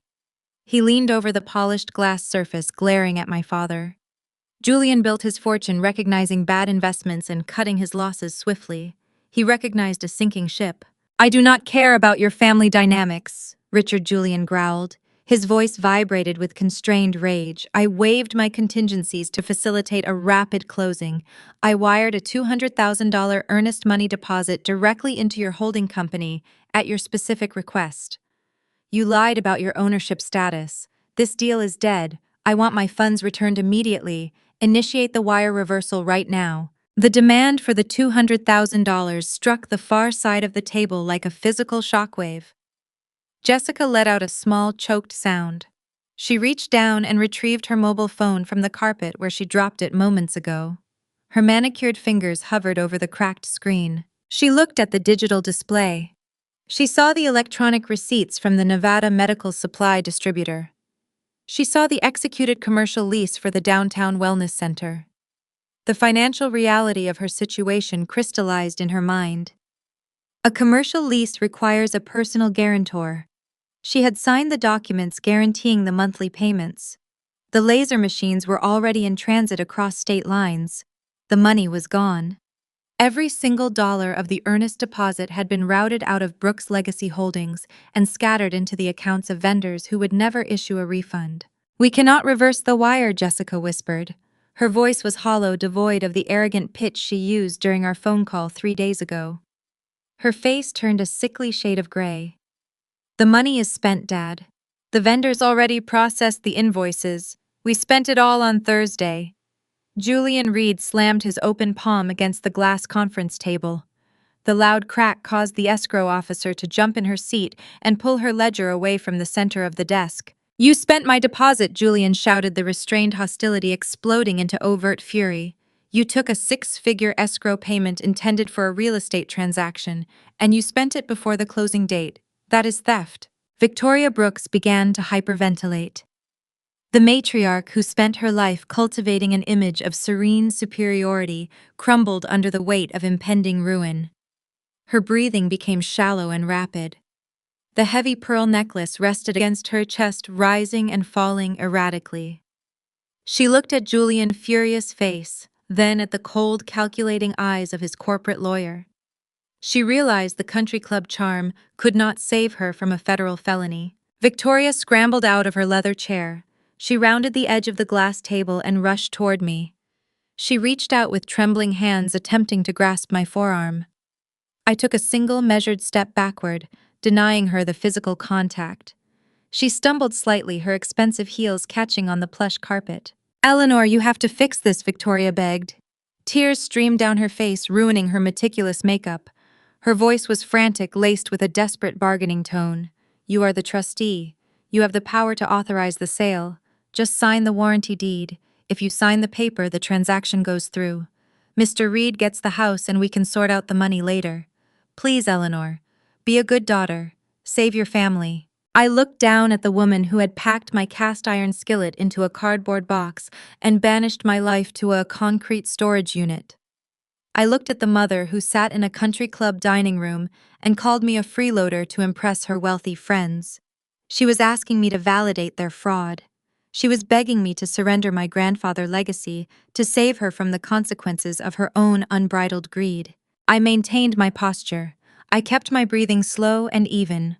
The actuarial mind analyzes the final data set and delivers the conclusion without emotional interference. "I am the trustee," I stated. My voice was a calm, steady baseline cutting through the chaotic noise of the conference room. "I do not authorize this sale. I will never authorize this sale. The transaction is void." Victoria let out a tragic, wailing sob, collapsing back against the edge of the glass table. She covered her face with her trembling hands. The corporate litigator adjusted his gold-rimmed spectacles. He looked at his furious client, offering a nod of grim consensus. "Mr. Reed," the attorney advised, "the sellers have admitted to receiving your earnest money and diverting those funds across state lines for personal commercial ventures. This exceeds the parameters of a civil breach of contract. I strongly advise we terminate this meeting and contact the federal authorities regarding the stolen wire transfer." Julian nodded, his jaw clenched tight. "Make the call," he instructed. "I want these people investigated by noon." The threat of a federal investigation shattered the remaining fragile bonds holding my family together. The loyalty they projected to the outside world dissolved, instantly replaced by a desperate instinct for self-preservation. The Brooks family turned on each other with vicious speed. "You told me the paperwork was bulletproof," Victoria screamed, spinning around to face my father. Her voice was jagged and hysterical. "You said the 2018 document gave you total control over the estate. You dragged me into a felony, Richard. You ruined us." My father's face contorted with defensive rage. "You are the one who insisted we fund her med spa immediately," Richard yelled back, pointing a shaking finger at Jessica. "You told me we needed to clear the asset fast to secure the commercial lease. You pushed for the cash buyer. Do not try to pin this entirely on my shoulders, Victoria. You spent that deposit just as fast as she did." Jessica began crying, loud, messy sobs echoing through the soundproof room. "I am going to lose the wellness center," she wailed, ignoring the reality that her parents were facing prison. "The landlords will sue me. My credit is ruined. You promised me this money was clean, Dad. You promised me." The conference room devolved into a chaotic theater of blame and recrimination. They screamed at each other, trading insults and exposing decades of financial resentment. The performative wealth, the country club prestige, the arrogant assumption that they were untouchable. It all burned away in the span of 5 minutes, leaving only the ugly, desperate truth. I did not stay to watch the ashes fall. I looked at the corporate litigator. He offered a brief, respectful nod, acknowledging that I had provided the crucial intelligence required to stop his client from acquiring a defective title. I returned the nod. I turned my back on my parents and my sister. I grasped the heavy brushed steel handle of the conference room door. I pulled it open and walked out onto the quiet carpeted hallway of the title agency, leaving them trapped inside the glass cage of their own making. 6 months is a brief period in the lifespan of a historic property. For a 1920s craftsman house, a season is barely a breath.